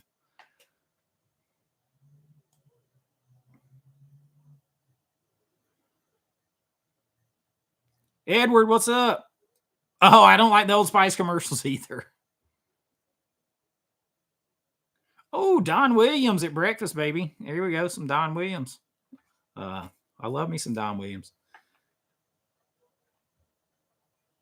Let's see. I've been talking. Let me catch back up. Oh, you got to get up at 4. Well, you get some rest, and thank you so much. And I will stake my reputation on that Sony region free player, Dulce, if you like that. And thank you so much for everything. Thank you for the super chat. Thank you for being such a supportive member, and thank you for supporting Daniel too. I appreciate everything. Movie Mass is back in the house. Well, Lone Soldier, it should technically help the domestic boutiques. I mean, I looked up. Vinegar Syndrome says that everything that they make is produced, discs and all, is produced in Connecticut.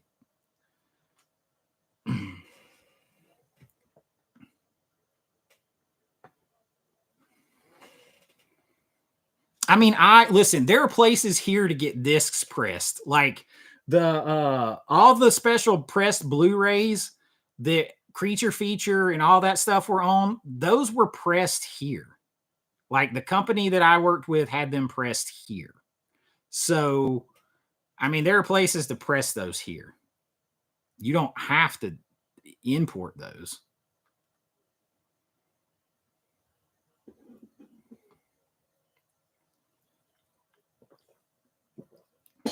Thank you, Dulce. I appreciate it. Good night. And if you get that, enjoy it. Enjoy it. Movie Mass, which 4K player do you have?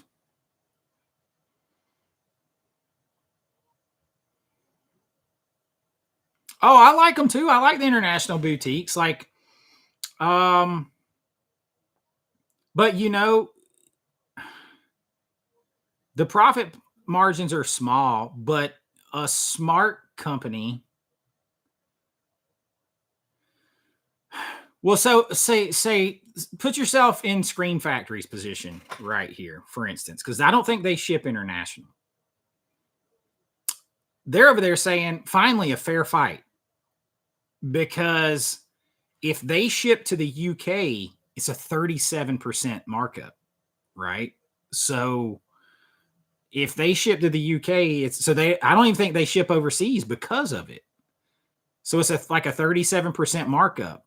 They don't have a fighting chance. So if it's 20% now coming this way, instead of 10, whatever it was, then if I was a boutique as a business, I would say I'm going to split that with my consumer. I'm going to say I can't swallow it all because my profit margins are too small. So I'm going to split it with my consumer. I'm going to pay 5. I'm going to eat 5%, and I'm going to ask them to pay 5%.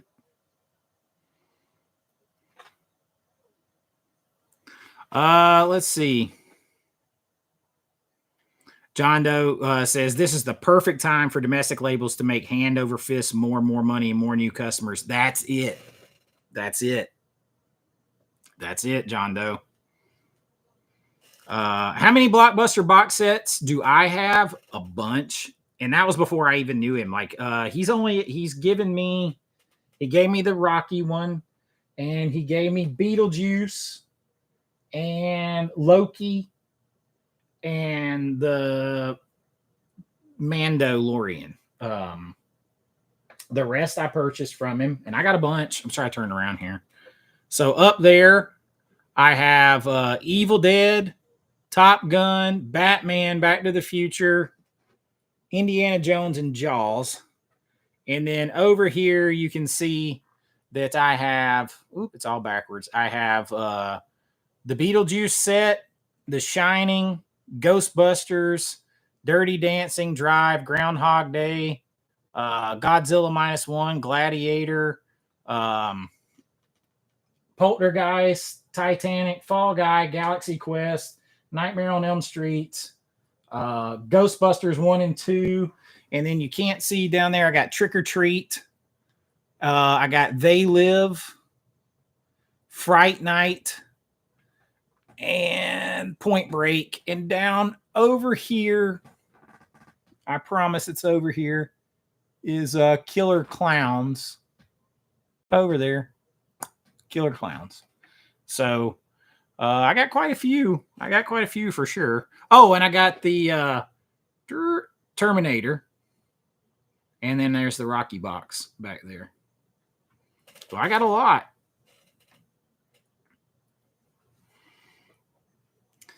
I'll be honest, Marius, I have always used Orbit because he has shipped me so fast. He shipped me so fast. Now it might be partly because I'm in Georgia that I get it so fast, and he's in Asheville, North Carolina. So it might be that. That might be the reason I get it so fast. But he's always done me right. So, okay, Movie Mask, you got the Panty UB820. I mean, I love it too. That chip makes a difference in the color. It does. And Movie Mask is in Maine. He says Orbit gets to him real fast too. I've only ever had one shipment take more than like 2 or 3 days at most from them.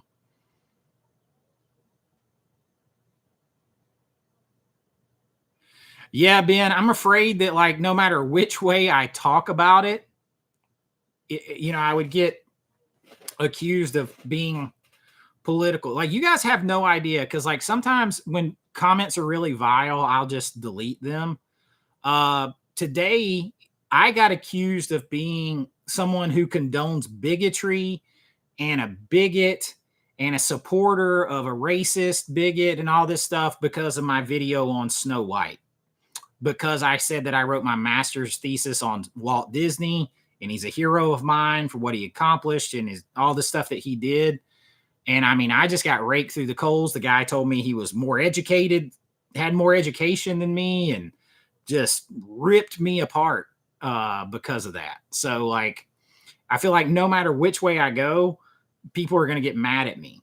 So that's why I just, like what I said earlier about the tariffs, that takes any politics out of it, and that just makes me put on my MBA, my economics hat, and just from a purely economic perspective. So like that's it.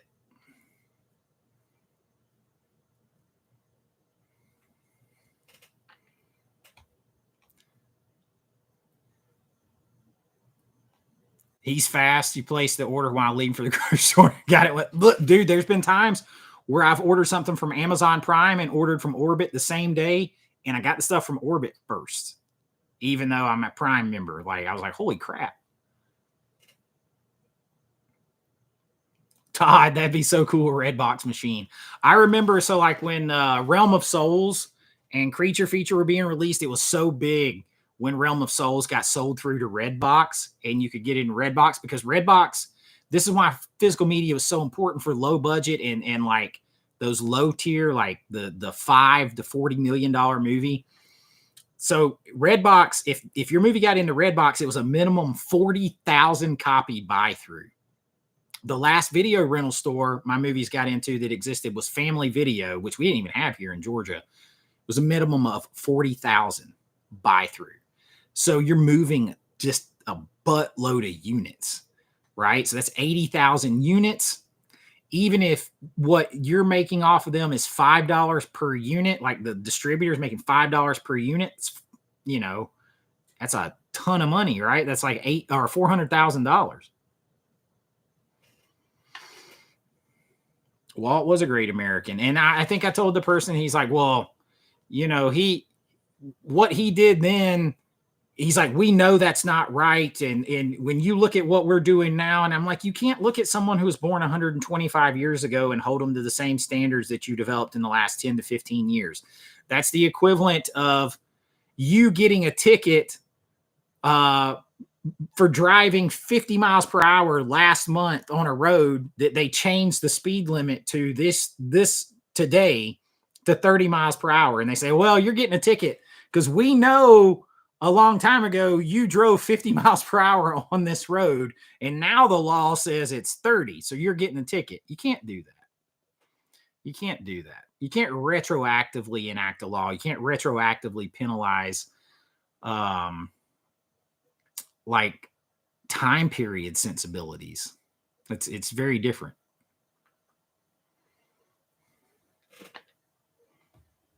Yeah, more education. Yeah, more education than me. I was like, how do you know that? I have 3 master's degrees and 2 undergrads. Like, how do you know that?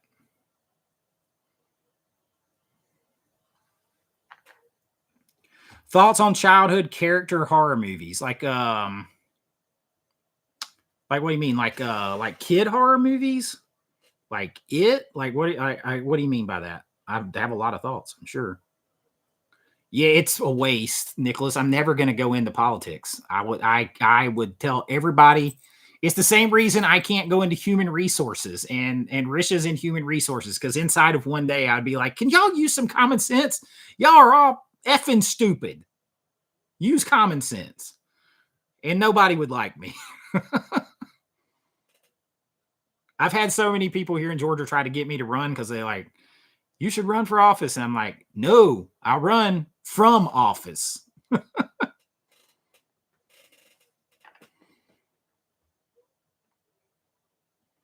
Hey, man, I had a police here. My kids still talk about it to this day. This happened like 5 years ago. It's the only time, knock on wood, that I've gotten a ticket in like 18 years or something, 15 years. This police gave me a ticket because he said I didn't stop for 8 seconds at a stop sign. And he wrote that I didn't. I was like, 8 seconds? Where did you come at with 8 seconds? And I was like, well, I'll see you at the courthouse. And I showed up at court and I won. They were like, what? Get out of here with this. And just threw it right out.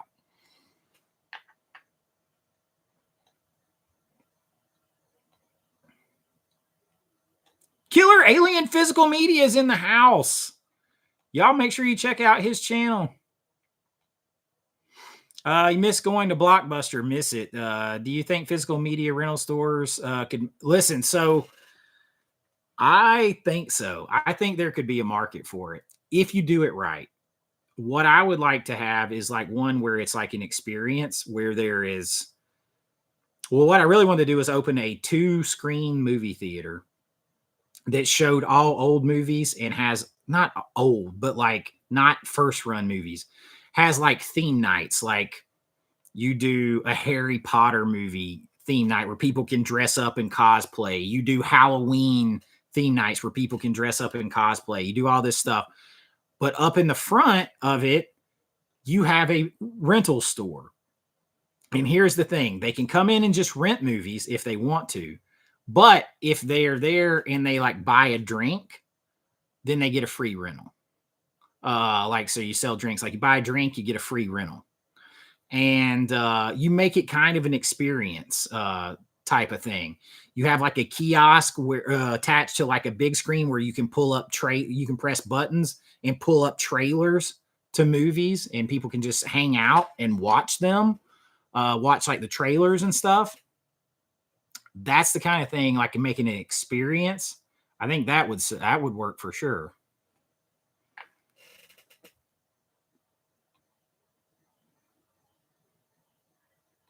I'd agree with that, William Martin. My mom's a small business owner. That's what she says all the time. Yeah, Lone Soldier. I saw that about Dogma. That's cool.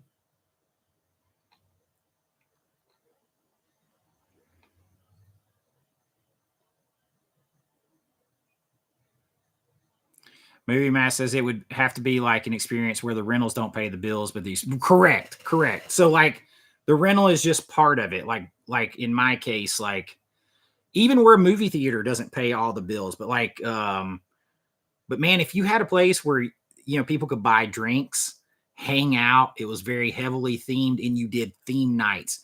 You showed Smokey and the Bandit and Convoy double feature, and people dressed up. You did the three Lucio Fulci, the Gates of Hell trilogy. You do Criterion Collection nights, whatever you do, like themes. You make it all an event. You make it a place to be. You get the nostalgia. You get the event part of it. You get the experience part of it. And man, I would just hang out there. That's how I would love to retire, with that type of business, and just hang out there and manage it. Arcade, of course. Arcade goes without saying. Seb in the house. Yes. The mom and pop, that is the endearing, that's the nostalgia. It's not, for me, it's not even the big movie chains.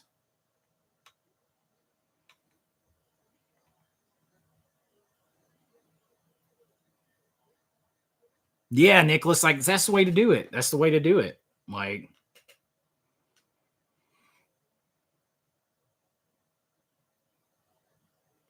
yes, Killer Alien, they are. The Alamo Draft Houses. And there for a while, they were toying with the idea of renting like VHSs and VCRs and stuff like that too. Oh, I would put pinball machines in there too. Oh, Willix, the whole 8-second thing with I was like, gotta be. I had my kids in the car, and at the time, my son was 10 or 11, and my daughter was 8 or 9, and they still talk about it to this day. My daughter was back there like, we stopped at the stop sign. What do you mean we didn't stop?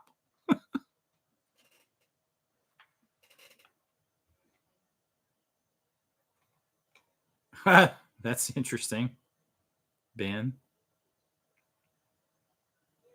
Who made a mess of He-Man and the Masters? Oh, Kevin Smith. Yeah.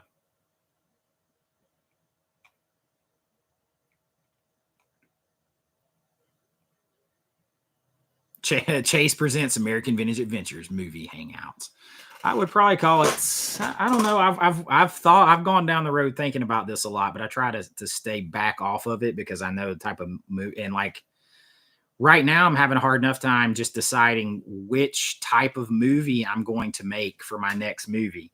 Um, so I put the poll out on my community page. I put the poll out. Should I do something that's like serious and scary, like taken serious horror movie, or just say screw it and do 80s homage to just have fun?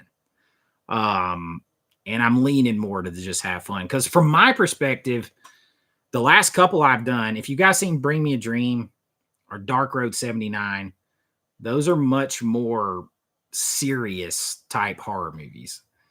I'm ready to do something fun.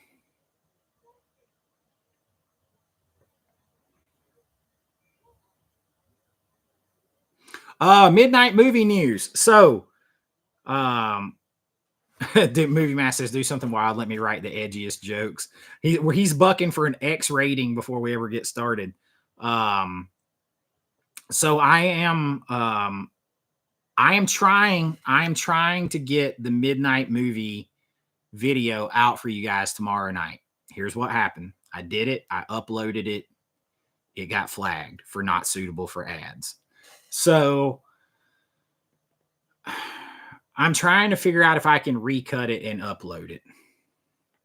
And if not, you guys are going to get a different video from me tomorrow until I can get it fixed to where it gets through and approved. So that is really cruddy. Mike, well, better late than never.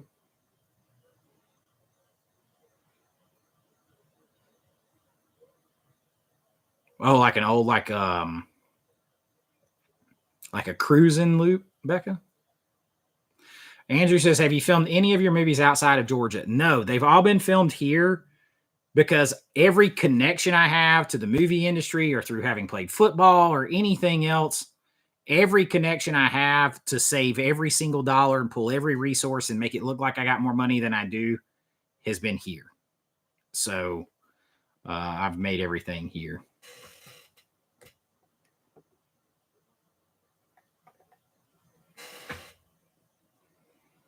Yeah, I mean, I'm in like trouble.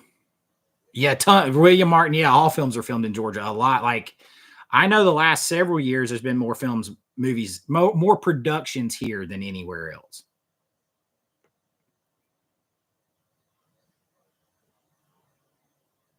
How highly would I recommend iMovie for filmmaking? I've never used iMovie. I mean, when I started making movies, Willix, here in Georgia, like the Hollywood had not come here yet, for sure.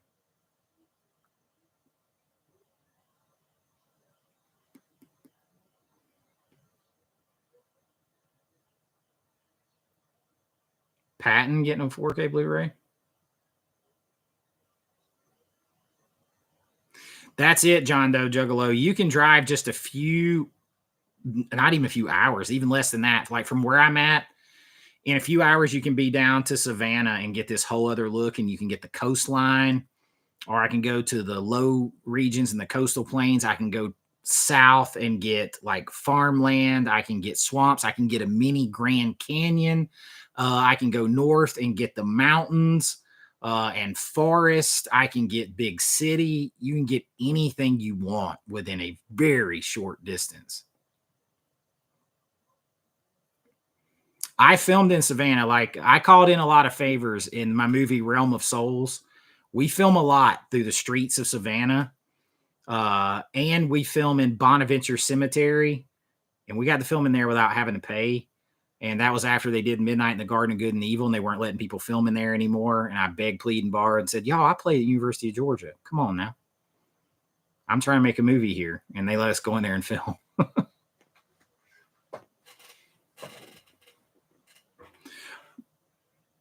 Movie Mass. You like so Realm of Souls, I didn't have a copy to send you, but it might still be on some free streaming.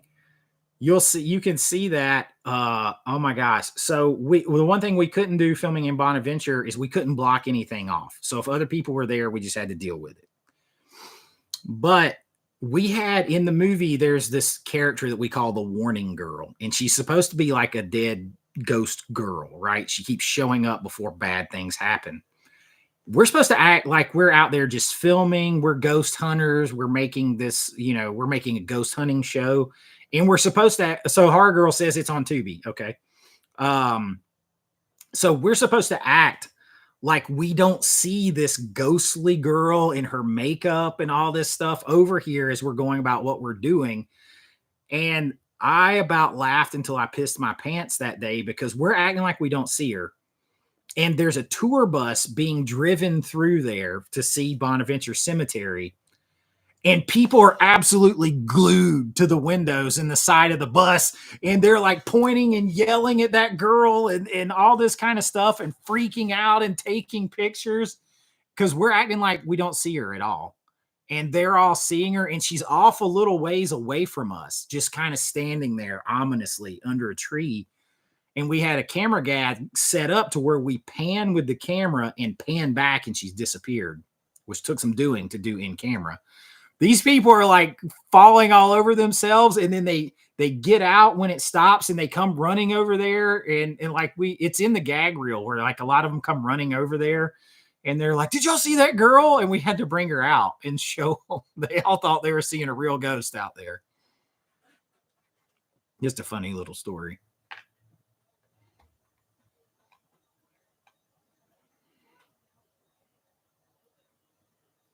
Oh, film school, you gotta buy everything. You might get to work on some stuff at the school, but that's it.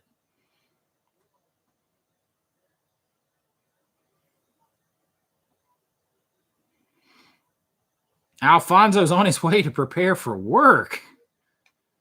Well, good morning, man. Oh Lord, SCAD. So I was so the way SCAD will hire educators, I was going to teach at SCAD in Atlanta. And they have a panel at the end when you go to the final hiring thing. And they actually have a panel of like 9 people that decide on the final hire. And it was down to me and one other guy who at the time, this was like 6-7 years ago. At the time, the guy was like, he's still 15 years older than me, but he was just coming off a TV show, and they approved his hire 5-4 over mine. So this is what really broke my heart. Besides being able to teach film at SCAD and all this stuff, if you teach film at SCAD, you can use all of their film equipment to make your own projects, and that's what I really wanted to do.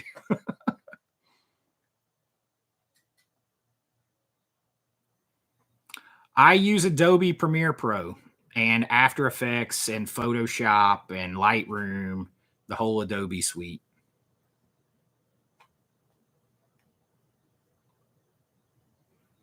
I don't get the student discount on After Effects. I don't get any student discounts anymore. I'm too old. But you used to.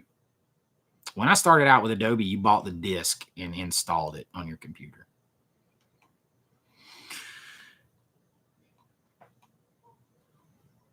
Yeah, good luck, Mike.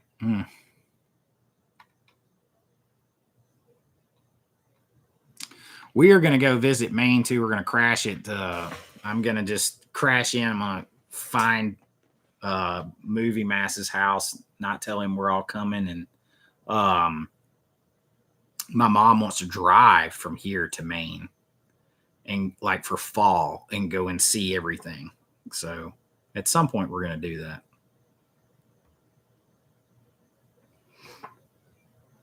Yeah, Portland, Maine. I was just re-listening to Stephen King's book On Writing. It's a good book if you've never written before. That's what my mom said. You know, it's not terrible. Like I like driving though, and I'm so used to driving the 7 hours from here to Disney World. And then when I met Risha, she lived basically in Miami, so that was like a 10 and a half hour drive.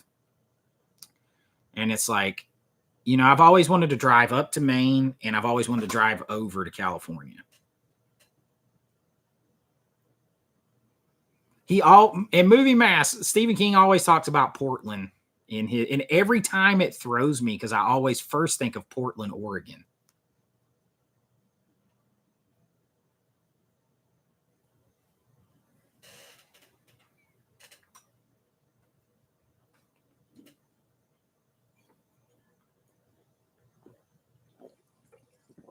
They all float. Oh, I love it, Movie Mass. Now you're just tempting me.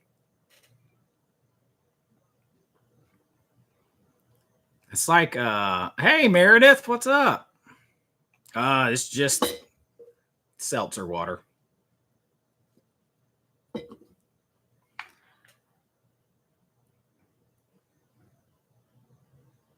It's not remotely creepy. Oh, Is it Mascarexinoid? Is that how you say it? Am I saying it right? Mascarexinoid? So with a $5 super chat, since the timer stopped on the goal, it did slide it in there 9 out of 10 though, so we almost got it there. So it officially says 8 out of 10, but then right here it shows me 9 out of 10 on your super chat. So it was close. I appreciate that so much. Thank you.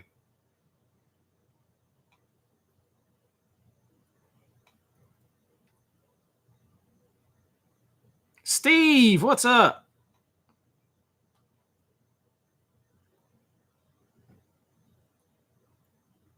Oh, no problem, Meredith. I appreciate it. I appreciate you're going to send me a movie. Like I'm such a big kid.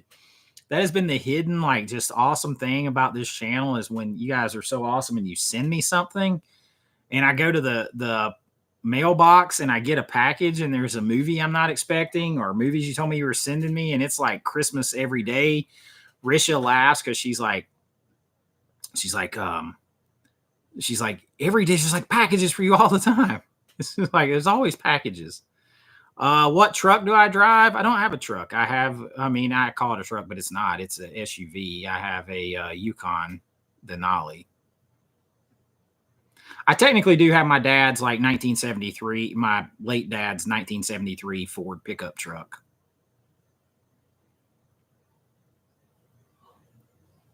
And I have my 2001 Mustang Bullet.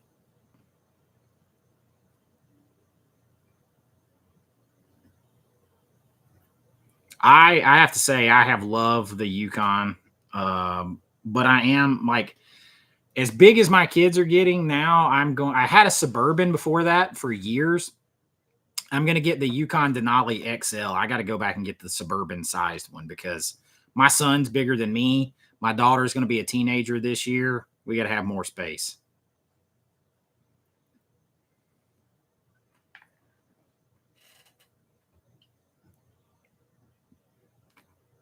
Mike Webb, $5 super chat said, let's make it 10 out of 10. I appreciate it, my brother. I appreciate it so much.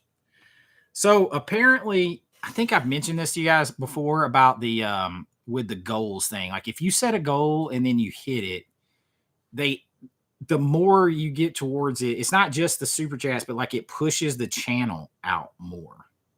I mean, in some ways, it's almost like a pay to play that YouTube is doing. Like, oh, well, we're making money off of them, so we'll push the channel out to more people. It's payola is what it is, but I super appreciate it, y'all. I really, really do. And look at Matt coming in with a $5 super chat. Said, now we're cooking with fire. Yeah, baby. Well, Marius, I can't completely disagree. I don't feel like there's a whole lot that I learned, even with all those master's degrees, that I couldn't have taught myself. Killer Alien, Physical Media with a $5 super chat said, keep it up. I appreciate it, my brother. You guys make sure he's got him a new channel out there too. He's a channel member. You'll see him on there with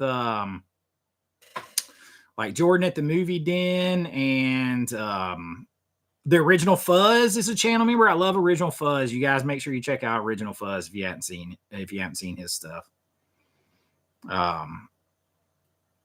They all have channels. You learn a lot more from experience. Like even my one of my best friends, Edward, who came to work for me on a movie set right out of film school. And he went to what's the prestigious like film school there in Orlando? Not SCAD. It's Full Sail. Is it Full Sail? I can't remember what it is. But man, he's like, I learned more on that first production. Yeah, it's Full Sail. He's like, I learned more on that first production than I did my whole time there. Killer Alien's first super chat. Here's a Ric Flair. Woo!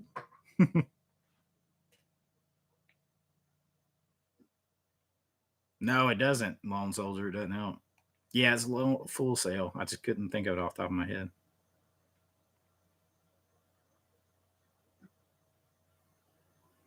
Libraries are big time. Let's see. Edward says, will the new 4K release of Roadhouse be the exact same? I think it's the same restoration, but they added Dolby Vision. I can't be sure. They haven't actually specified that yet. But the last time they did one like that, they thanked Vinegar Syndrome in their booklet. So I'm guessing that might be what it is.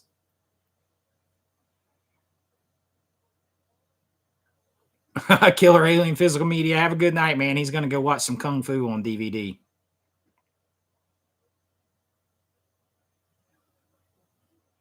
John Doe, your son's trying to get into film school in North Carolina, ultimately wants to work in the movie industry in Georgia. I mean, the one negative I have here is that I used to always argue with people is they don't, a lot of the big movie productions don't hire people from Georgia to do the work. They bring them all in from somewhere else. Oh, Meredith with a huge, that is way too generous, Meredith. Meredith come in with a $30 super chat. She said, hey, Chase, now y'all got to beat my super chat. Ha ha ha, let's go do this. I appreciate that so much. Wow, thank you so much, Meredith. I appreciate that. Boom is right. Boom. Oh, wow. You guys, I appreciate that so much. I appreciate that so much. Thank you. And Meredith is a double member. She is a member on YouTube and Patreon. I'm telling you though, I'm about to start loading down Patreon with a little bit more because they let me do more. And there's a lot of stuff I would like to review that I can't review on YouTube, even for members only content. There's a lot of the Vinegar Syndrome stuff that I can't even risk really showing anything of to talk about. I mean, I couldn't even show you the cover of White Cannibal Queen. Now, I don't like that movie, but I couldn't even show you the cover because it's got a nipple, right? I couldn't even show you. And it's like an art painting. Like, I mean, come on. So there's a lot of stuff that I'll be putting on Patreon that I can't do on YouTube. But thank you so much for that, Meredith. Thank you. Seb, you blind bought Convoy. You think the movie is a mess? Wow. I don't know, man. Seb, go listen to the actual full song by C.W. McCall. Follows the song exactly. I have never seen 1917 or Dunkirk. I haven't seen either one.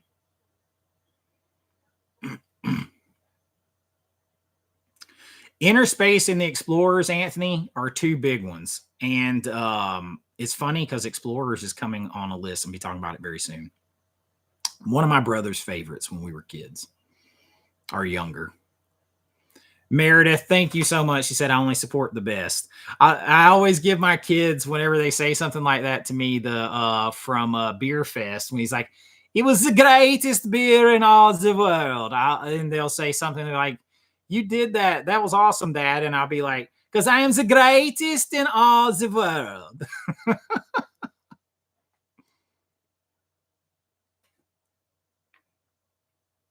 I can't show you, man. Like, I can't show you. Whoop. Everything's going to fall. I can't show you because behind my finger is a nipple. So I can't show you. But you don't have to worry about that kind of stuff on the Patreon thing. I do like war movies. But my favorite thing of all time that for war is, and I'll probably eventually I'll do my favorite war movies. But I like Band of Brothers so much, man. So much. I hope not. I was talking about baby bottles, Tyler. The nipples on baby bottles.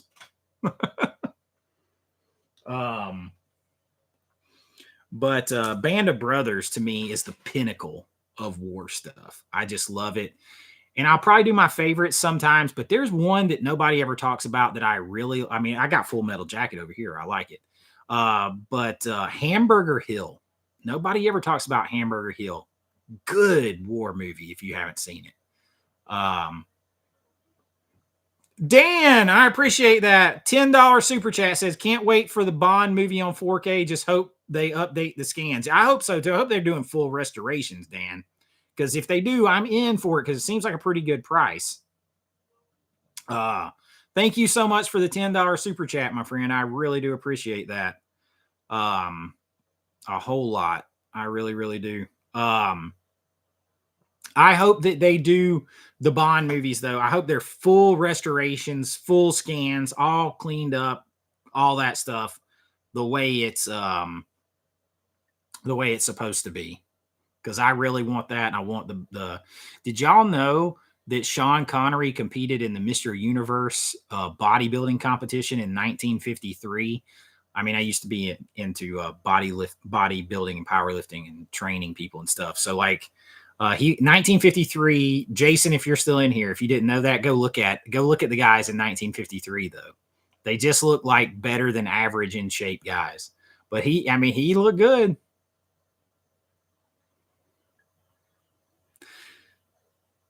Definitely was. And I don't think people I just don't think they ate.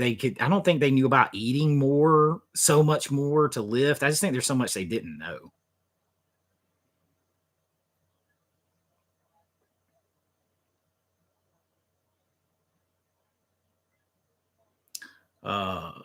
Heartbreak Ridge, Heartbreak Ridge is good though. Heartbreak Ridge is good.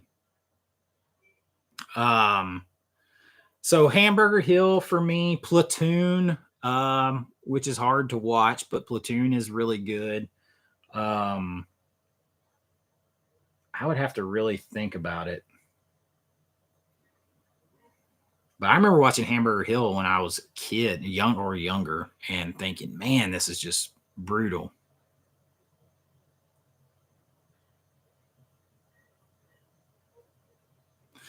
Sean Connery was great in Hitchcock's Marnie. Have you ever seen that? I have not seen that film. I have not. Saving Private Ryan is good. Glory. I mean, it depends on what kind of war. If we're, like Glory is a great war movie. Glory is really good.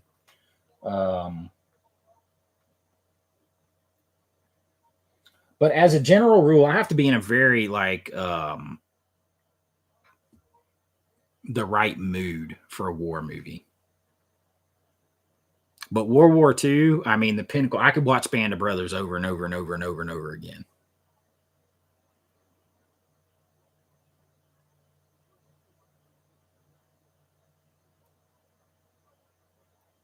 Yeah, you have to be in the right headspace for some of it, man. I totally agree. We Were Soldiers was good. Trying to think.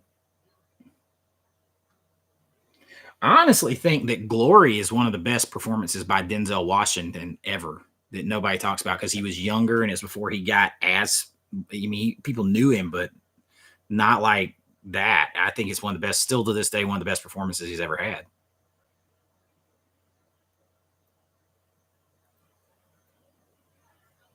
Yeah, I wish Band of Brothers had a 4K too. Napoleon, a miniseries from 2002, was awesome. Interesting.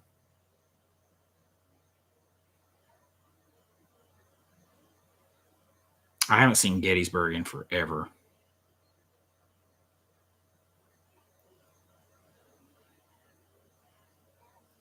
Fury was actually pretty good. Fury was pretty good. He picked up Rambo. The fight continues on 4K. It's a stunner, especially the audio. Huh. Yeah, First Blood on 4K is great. I got to get the other Rambo movies. I only have First Blood and Last Blood. I only have the first. the first and the very last one. I got to get the rest of them. I got those 2 still books, and I don't have any of the others.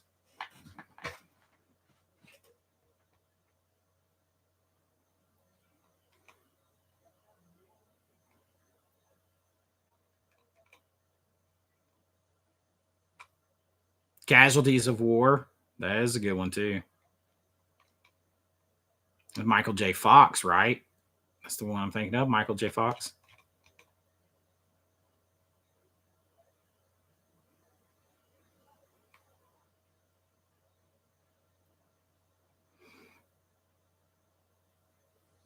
Your 2 favorite Kilmer flicks are Willow and Kiss Kiss Bang Bang.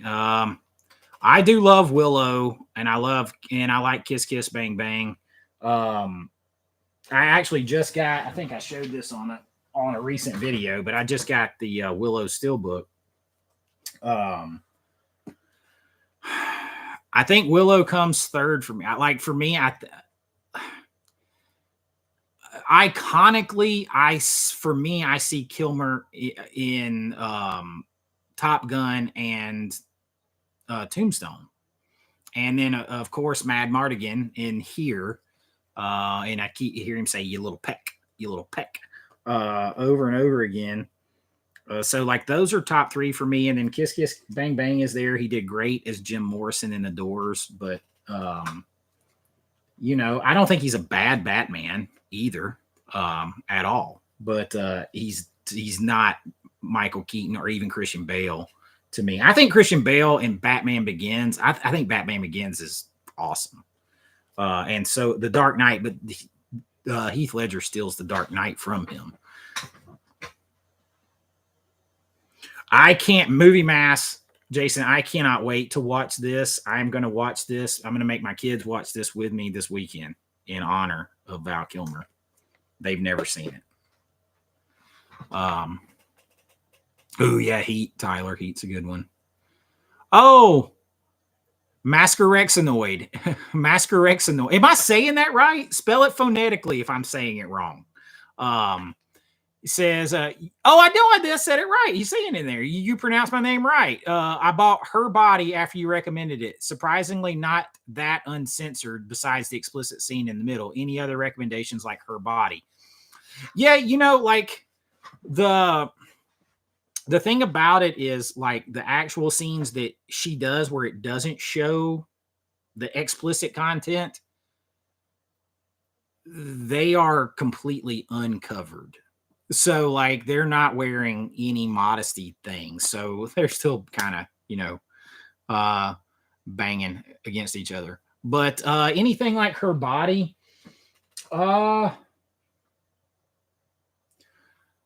if you've ever seen Body Double, I would recommend Body Double by De Palma.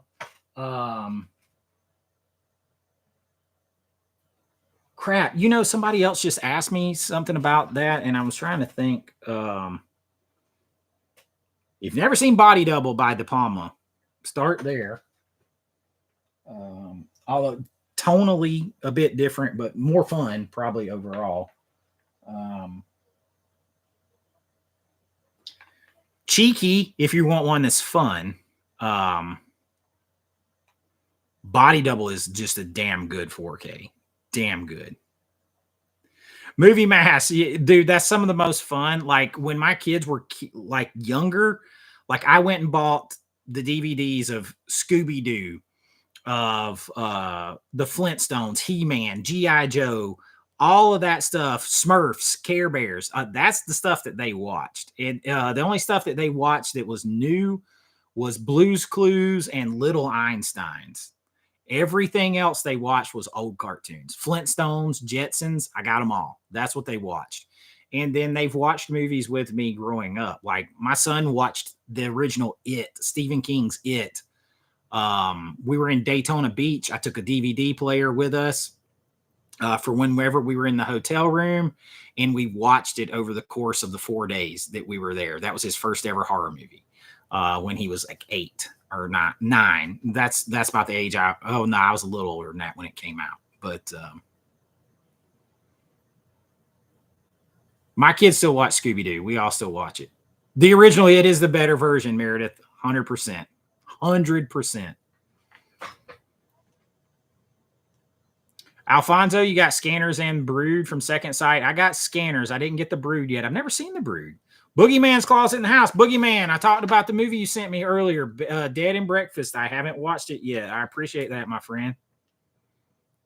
But Movie Mass, it is fun as they get older, watching more and more of the stuff with them. Like even just recently over the last couple weekends, my kids had never seen Nutty Professor and Nutty Professor 2, The Clumps. And they laugh their asses off watching those movies. It was so much fun watching them.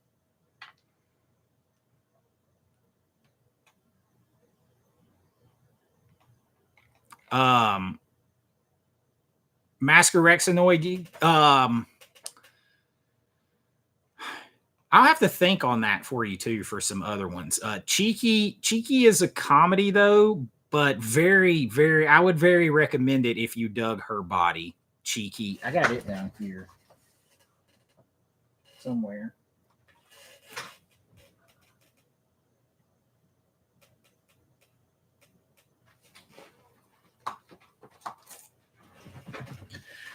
I got Cheeky. If you liked Her Body, I would recommend this for you. And Body Double. I would start there on those two. And this is a Tinto Brass film, so it's much more uncensored even overall probably than Her Body.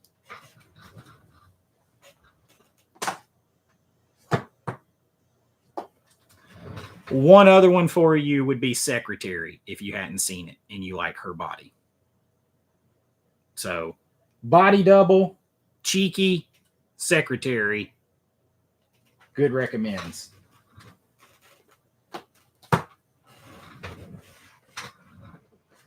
Oh, Caligula, but Caligula's a whole different animal. Caligula, that Caligula down there, definitely uncensored.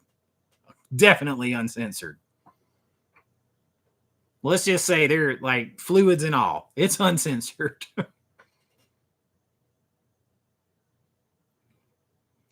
The Creech Walter Hill film Extreme Prejudice. I have not seen that, but I'm a big Walter Hill fan. So if it's Walter Hill and I hadn't seen it, tell me all about it because I'm going to watch it.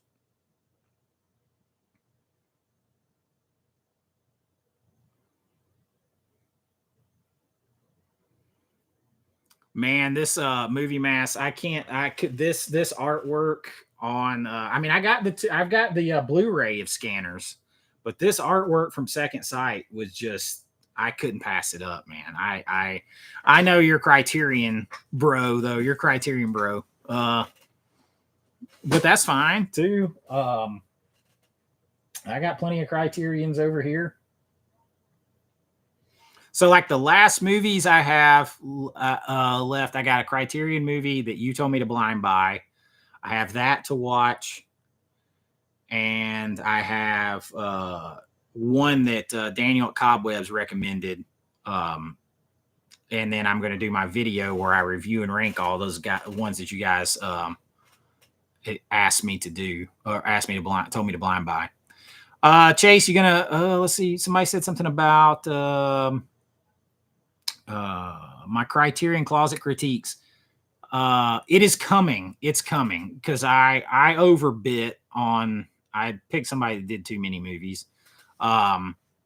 Criterion Closet critiques is coming though. It's coming. Now you may not get it until I get back from my out of town trip next week. It just depends on how much time I got to record it. I've already watched the movies, so it'll just depend on how much time I got to record it.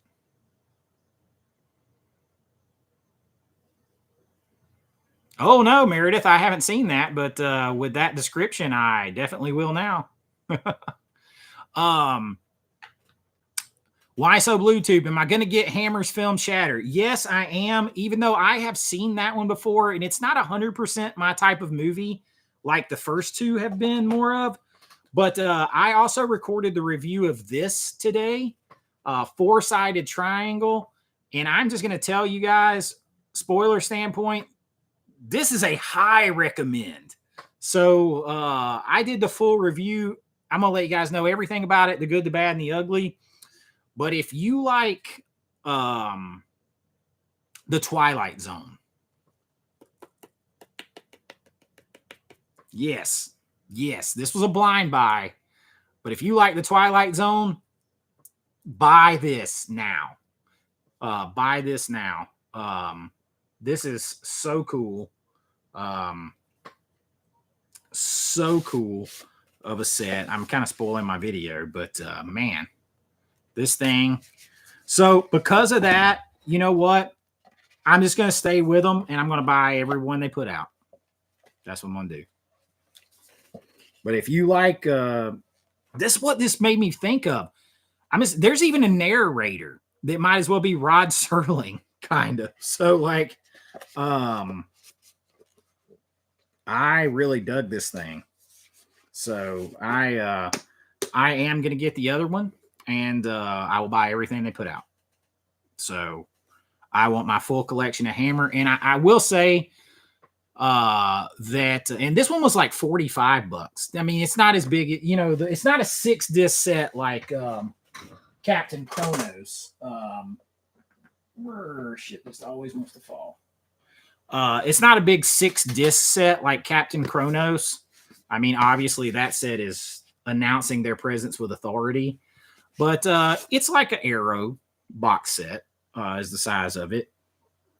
But dude, 1953, you would definitely dig it. Jason, you would Movie Mass, you would like that one for sure.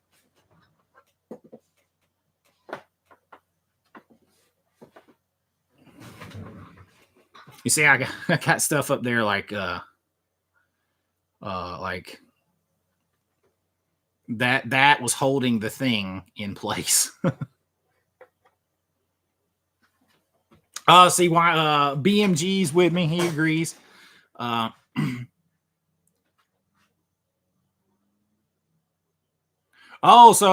like Tender Brass already, so you knew about Cheeky. Cheeky is good. Secretary, if you like her body, you're gonna be all over Secretary. You're gonna be all over that one.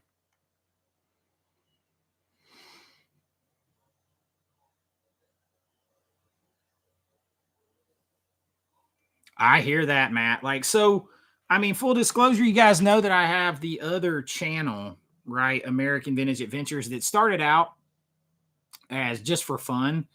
But like I'm also a travel agent on the side. Like I'll freelance travel agent for Universal and Disney and theme parks. And like every now and then I got to go down there and film.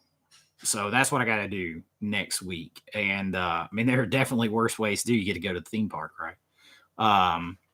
But you know, I basically only have to pay for my food and my gas. My food while I'm there, my gas, and sometimes I don't have to pay for all the food. So now if I take the whole family, it's a different story. Have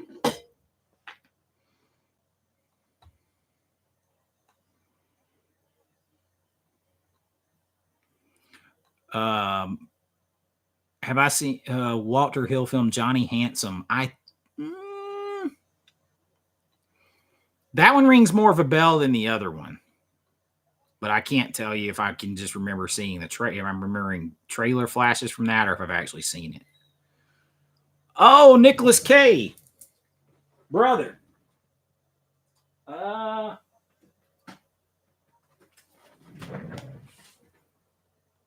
Yes, I have seen that with David Duchovny. I am a massive David Duchovny fan. Massive David Duchovny fan. There is Evolution. That's the 88 films release of it. Love this movie. I've talked about it a couple times. Love this movie.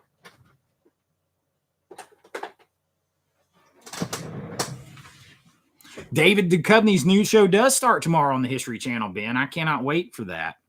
I got it already set to record. Robert, yeah, we talked about that right when we came on. I put everybody on getting on YouTube and messaging YouTube about Daniel's channel and trying to get it back on 100%. 100%, Robert. 100%. That's Daniel's my guy. He needs to get his channel back up. Evolution is so good. Underrated. Almost nobody ever talks about it.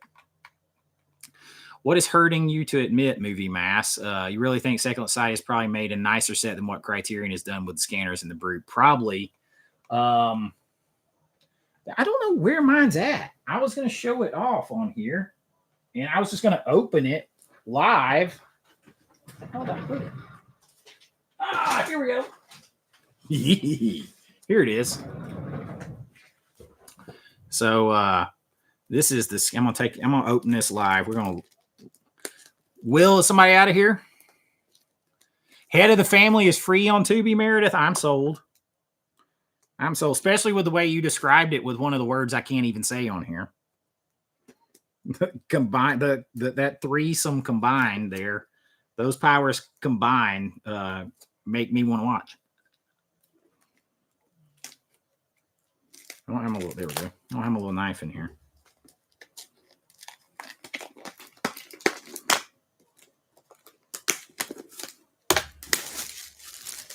Look at that. Get a full eye load, Jason. I don't know if Criterion's going to be able to pull that off.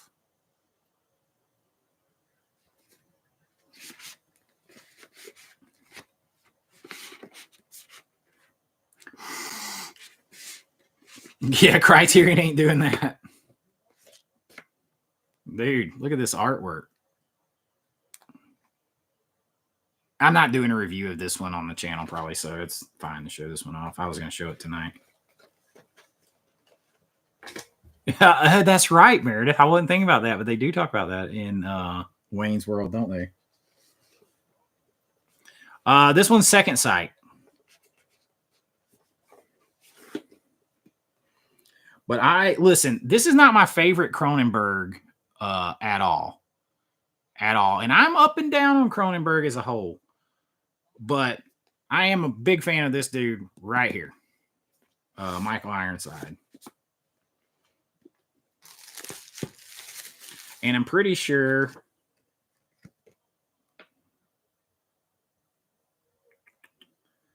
they got Michael Ironside back, I'm pretty sure, for an interview, didn't they? Or am I dreaming that up? No, they got a method to a new interview, Method in His Madness, an interview with actor Michael Ironside. Done. So, I'm a big fan of his. I think he's an underrated actor overall. Love him in Starship Troopers. And Verhoeven's one of my favorite directors of all time, but love him in Starship Troopers. And he also is in, he made so many movies, but he actually is in like 5 episodes of Smallville, of all things, as Lois Lane's father. And just very memorable little part there. Dead Zone is top 3 Cronenberg for me, Jesse. But my favorite Cronenberg is Videodrome. Always has been. Movie Mass. At some point, though, I feel like Criterion's going to have to do more than just say we're Criterion and be able to put stuff out. They're going to have to start, at least give new artwork from the Blu-ray to the 4K. At least do that. Just give us that much. Just give us that much. That way, at least I can tell them apart in the store. Beetlejuice. Well, hello, Deo. Tyler, you got the Brood. So I held off on the Brood. I was like, I got to try before I buy. I'm going to try before I buy. Because I'm Cronenberg. I'm this. And I'm not a completionist with my Second Sight stuff. Somebody mentioned The Ghost in the Darkness. That was one of my dad's favorites. My dad loved that movie. That's the Val Kilmer with the lions, right? I haven't seen it forever, but that's the one it is, right? That would probably be a cool 4K because as I remember it vaguely, it's dark a lot. And then there's like all those, like they're on the savannah, right? I can't.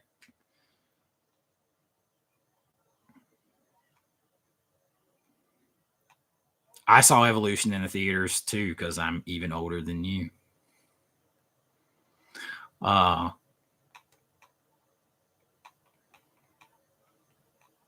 Now I will say this about the Dead Zone is I have not seen the Dead Zone. My son's 14, 20 years, probably 20 years, at least 16 or 17 since I've seen it. So that's going to be fun to rewatch on 4K.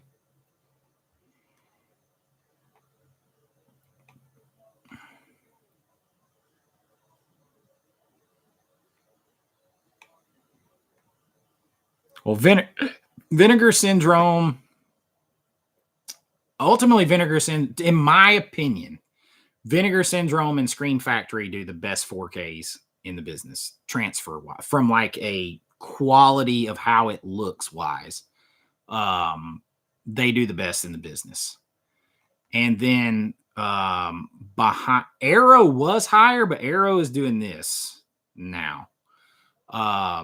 Criterion is, I learned nasty stuff about Criterions, so I don't want to make Jason cry though, and have a bad evening. But I feel like from a 4K restoration standpoint, Vinegar Syndrome and Scream Factory are at the top. Yeah, so I don't know if I should do this or not. Y'all aren't gonna like me anymore because I don't want it to be twisted that I don't like Criterion, because I do like Criterion, but I probably will never buy a Criterion 4K again unless if I already have the Blu-ray. If I already have the Blu-ray, I will probably never buy a 4K from them again unless they've at least added HDR or Dolby Vision. Because what I found out is unless they add HDR or Dolby Vision, they're not doing anything to it that they didn't do to the Blu-ray. They're just putting it on either a 16 gigabyte or a 50 gigabyte larger disc, and they're not doing anything else to it. So literally all you're going to get difference in quality wise is the encode space of 16 to 50 more gigabytes. That's it. You're not getting a new grade. You're not getting a new HDR. You're not getting a new Dolby Vision. You're not getting a new color correction. You're not getting a new digital rester. You're not getting any of that. You're just getting a bigger disc. So, 100% movie mass. And like, I remember, so being a kid in the 80s, I remember seeing the first the Criterion laser disc around 80, I want to say like 87, 88, and seeing my uncle have a Criterion laser disc. I feel like that's around when it was. Maybe it was 89, something like that. But they were new, and they had in Criterion was like, oh, you little peons are just now renting your video movies. We have the laser disc, and we are better than you. Like, and I just thought it was the coolest thing because you got this thing that's like the size of a record or something. You got your laser disc, and like that was my first impressions and remembering of Criterion. Jason, I have some old Playboys that have Criterion advertisements in them. And that's super cool. Like, that's super cool. So like that name brand recognition, I like at this point, all they would have to do to make me have them be much higher as a label is add HDR and Dolby Vision and give me new artwork on the 4K, and you'd never hear anything out of me. That, and I'm somewhat sad that they started buying a lot of their restorations instead of doing them, and I hate it when any of them do that.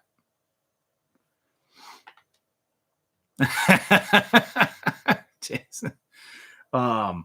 Dude, there are some of the coolest ads, and I know that makes me sound old, but there are some of the coolest ads ever in old Playboy magazines. Like, coolest ads, man. People, they used to take pride in that. I love that show Mad Men, which is based off real people. I'm a Shout Factory. Like, I'm going to always tend to probably gravitate more um, to Screen Factory because I feel like they put out more of the stuff I remember seeing in the movie rental stores in the 80s and early 90s, the mom and pop places. And then Vinegar Syndrome, I think, does the best restoration work. And they're in film preservation. And they'll drop some of those movies out on you. And I love that. And the artwork they do takes me back. And then Criterion, I remember being around for so long. So that takes me back to that. And so I have that nostalgia pull for them, for that. So, those three. And then Second Sight is coming in doing such cool stuff now. Although I'll tell you what I don't like about Second Sight's packages. I don't like the digibook inside of it. This thing. I wish they would just give me a hard. Same thing with Hammer, and I'm sure. Look, y'all, I am 100% sure Hammer and Second Sight are having these things made at the same place. But I don't. That'd be my one knock. I don't like the paper digibook. Give me a hard plastic case on the inside. That would be it. But I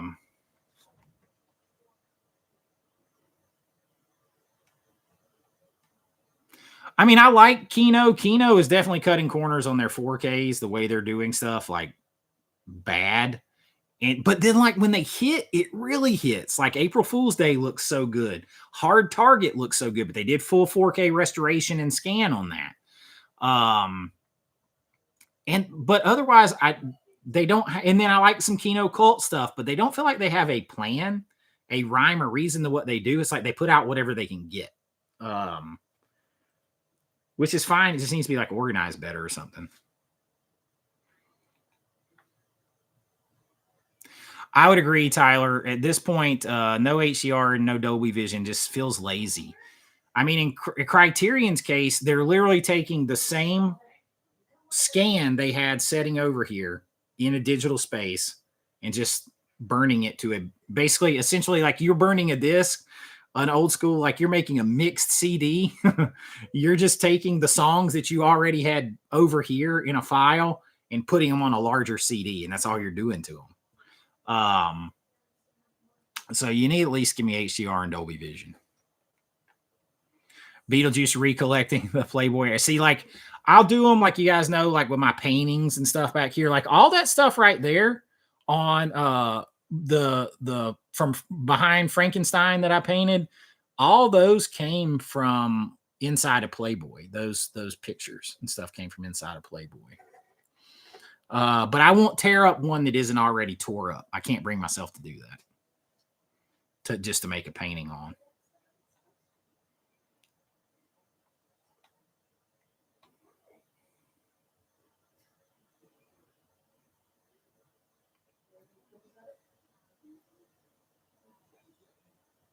I haven't seen Blown Away on 4K. The Kinos that have blown me away on 4K are Crybaby and Crybaby and Needful Things look great on 4K. Uncle Buck looks really good on 4K. I don't have a ton of Kino. Did I say Criterion? I meant Kino. I don't have a ton of Kino. I got more now. So this is probably coming on a video. This nice box full of Kino. Yeah.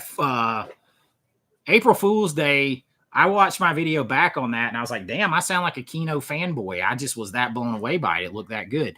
There were parts, even at the time, I was like, it's a little grainy here. They could have maybe done something, but I'm fine with people leaving it that way. Like, you don't need tons of extra.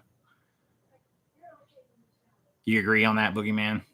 I mean, I feel like if you just if Criterion would smoke people and just take another step up, like, see, BFI is undercutting them because BFI is buying the same scans that Criterion is, But then BFI is adding HDR and Dolby Vision to them, like they did with Seven Samurai. So, they're adding to it. So if Criterion just put Dolby Vision and HDR and new artwork, like it's so easy. It's so sometimes it's just like right there. Like you mentioned Disney, it's so easy for Disney park fans to see where they're screwing up or to see where they're screwing up making their movies and stuff. And they just it's like, if you just did this, just these little things, you fix it. And why don't you see that? You could take it from here to here. I do not have Sudden Death 4K from Kino, but I need that one because I like Van Damme movies.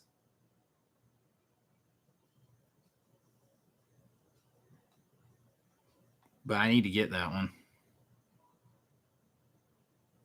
Yeah, Tyler. Yeah, if you're gonna give me HDR and Dolby Vision, and it's the same scan and transfer restoration, but you took the next step and added Dolby Vision and HDR, and you're gonna give it to me at a cheaper price.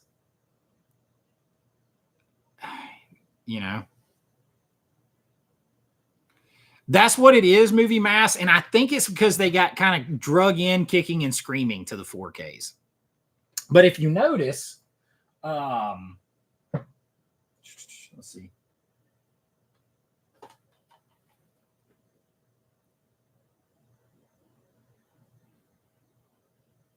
So if you notice, though, like when they work with, a lot of times when they work with certain directors directly, it's never going to focus. That director will make their ass put HDR or Dolby Vision on it, like you did with Shape of Water here. Can't remember if they did it with Videodrome. Yeah, see Cronenberg. They worked with Cronenberg. They made him. It's presented in Dolby Vision and Dolby Vision HDR. So, like when they work with the big time directors, a lot of times that's when you get the Dolby Vision and HDR. And so it's like, so y'all really are just trying to take the easier way out on the other stuff.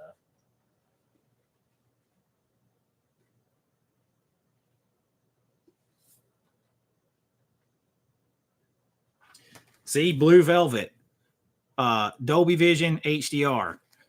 So it's like they know they can cut the corners on the other stuff, so they're cutting the corners.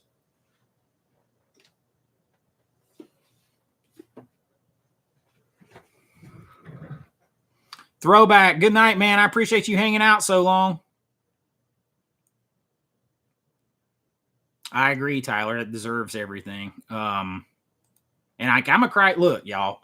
I don't have as many Criterions as everybody as some people, but I think I got 50 back here now. 50, 52, something like that. I mean, I'm sure that's a pittance compared to other people's, but I only buy them twice a year. Wow, Masker Rexanoid has hit me with another $5 super chat. He said, "Is there somewhere I can watch or buy the movies you made? I'm thinking of making my own movies.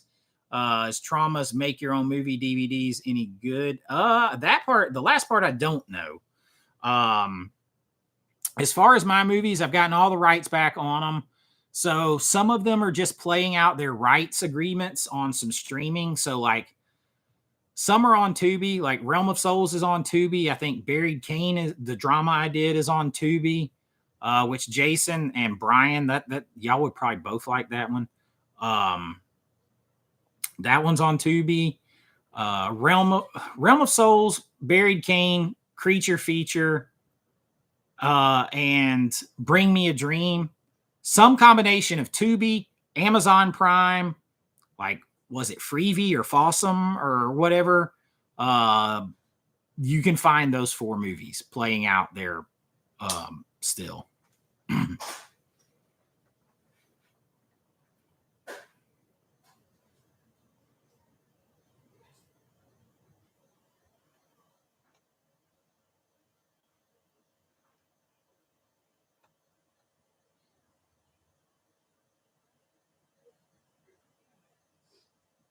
Oh yeah, Vinegar Syndrome does the best restoration, but that's where they made their bones, right? Is their film restoration and preservation. That's what they do first. It just cracks me up because the one video of the guy on there taking the film and rolling it from one crank to the other before then you put it in like the wet gate thing. I used to have to crank them from one to the other. Like I used to do that, and then I would put them in the machine. Like that was most of my restoration stuff, and then I learned how to do the rest of the stuff digitally. Brian, good night, my friend. Yeah, we're still going. I can't believe there's 82 of you in here still. Sony does. I'm gonna tell you. Was it Fright Night? Can you see it? Fright Night. That Fright Night 4K right there. One of the best 4Ks I've seen. Period. One of the best 4Ks. That's a Sony. Sony did that one. That one is amazing. I would still say I would put Matinee. This is still overall one of the best 4Ks I've ever seen too, though. Like period of any kind of movie. This one, Scream Factory has a lot of the ones in my like the best I've ever seen. This one, Killer Clowns, Halloween 3. But this has got to be one of the best I've ever seen right here.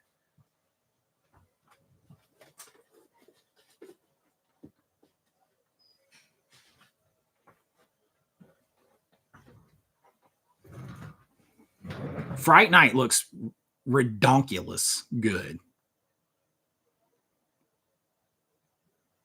No, so No Country. See, it's like the titles like that. That's did they work with does it say approved by the director or anything? Yeah, I got this one. Risha got me this one for Christmas. She got me and Logan one, and I like it.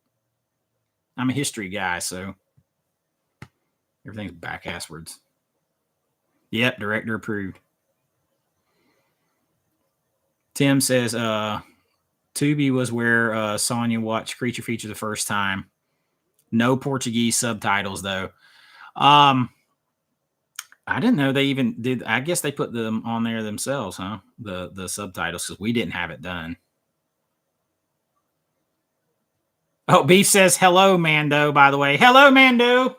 Mando's getting hellos. For regular studios, I'd have to say Sony's up there, because if you've seen the Karate Kid 4K is ridiculous too. It's really good too. I think we're getting Are we getting a Mando appearance? What? Well, we were saying hello, Mandos. You can hand him to. Yeah, Sony has got to be up there. I mean, they charge for it, but they're good. Now, I'm interested to see, because Disney made a big fuss that they are doing Tombstone. So I'm interested to see how it looks. Come here, buddy. Look at this fella. Look at this fella. He's like, what are you doing to me? He's like, wait a minute. Yep, Mando in the house. It's a big old kitty cat right here. Garfield. Look, there you on camera, buddy. I see you. You can get down. He's like, let me down. Now I like a half a cat on me now. He is he's got a lot of hair.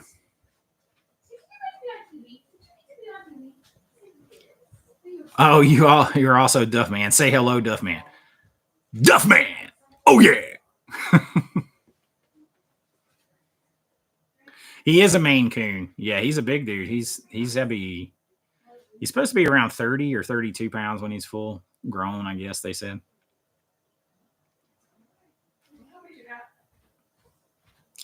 He can't look. So some reason, like each of the last 2 years around springtime, we've gotten moths in the house.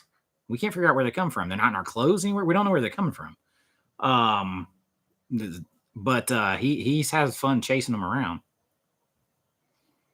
Like he sheds. He sheds. Between him and Risha, like you could roll a ball of tape across here and it would look like a critter. Do we shed, man? Like, I mean, it's like, good Lord, you vacuum 5 times a week.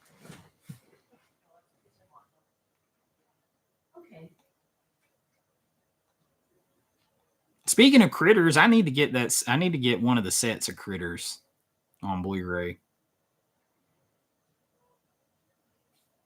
Oh yeah, German Shepherds will shed like crazy. You have a Japanese bobtail. She's bipolar.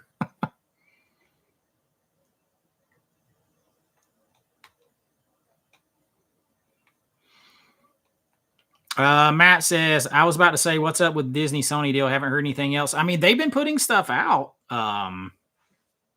They're just they're like an arm to put stuff out for them. But that's why I think Disney's specifying when they do the restorations in-house.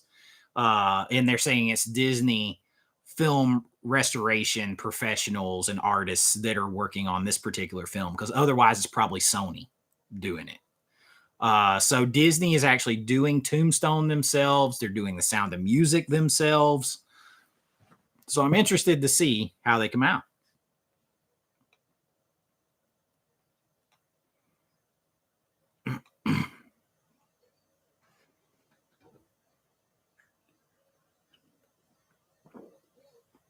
Sound of Music is day one for me. And have y'all seen, I showed it off in one of my videos. But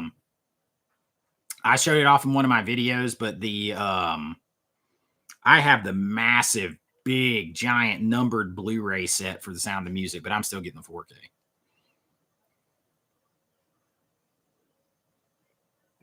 Edelweiss. Well, I'm about to lose my voice, so we're going to go about another 5 or 10 minutes.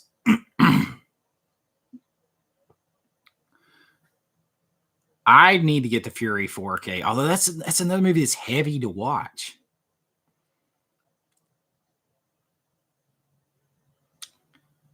Yeah, I don't know. I'd have to report back how that affects Willow. Like,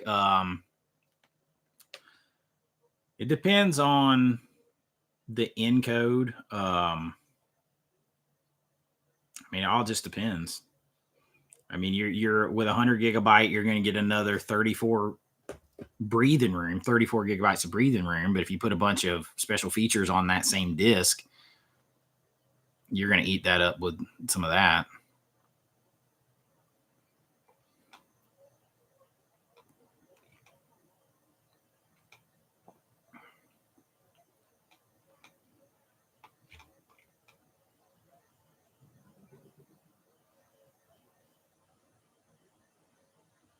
Well, see, that's kind of Willix. That's what I kind of wanted to do. I wanted Creature Feature to feel like it was back like that, and I am probably going to do a movie in that vein for my last movie, and what might be my last movie, and I'm gonna start doing the script on it, and I'm gonna do some channel member videos, seeing me creating the script and stuff. Marty, you're out. You had fun. You know what, you guys? I probably need to get out of here too. I have to keep. I'm my voice is getting growly now. That means it's probably time for me to go. Clockwork Orange is on 4K. I just picked up this one, so I got lots to watch. And so if I can't get tomorrow, if I cannot get Midnight Movies with Chase fixed for tomorrow night, you guys get a different video tomorrow. But I still put out a video. And Saturday, I got a big surprise recommendation movie list that everybody's going to have a lot of fun with. A big fun one. And it's maybe a volume 2 of one that was really popular. So we'll see. Make sure you guys check out all of that. And got a lot more coming. I'll have one every day for you unless I drop. That's what I'll have one for you. But thank you all so much for hanging out. Remember to go, message YouTube if you can on Daniel's behalf for the Cobwebs channel. Help get him on here. Make sure you go subscribe to everybody that has a channel that's in here. Jason at Pop Culture Mass, Movie Mass here in the the chat. Brian at the last movie standing. Daniel, if he can get his back up. CHH, Ken, all those guys. Support everybody because we kind of count on it. Like everybody's views matter, and believe it or not, we don't all share completely the same audiences and everything. So I appreciate you guys all so much, and you know the drill. Until next time, be kind, rewind like always. It's Chase with AV Pop Culture, and I'll see you real soon. Bye bye. And then I do that nice slick sign off, and then I can never see the damn button.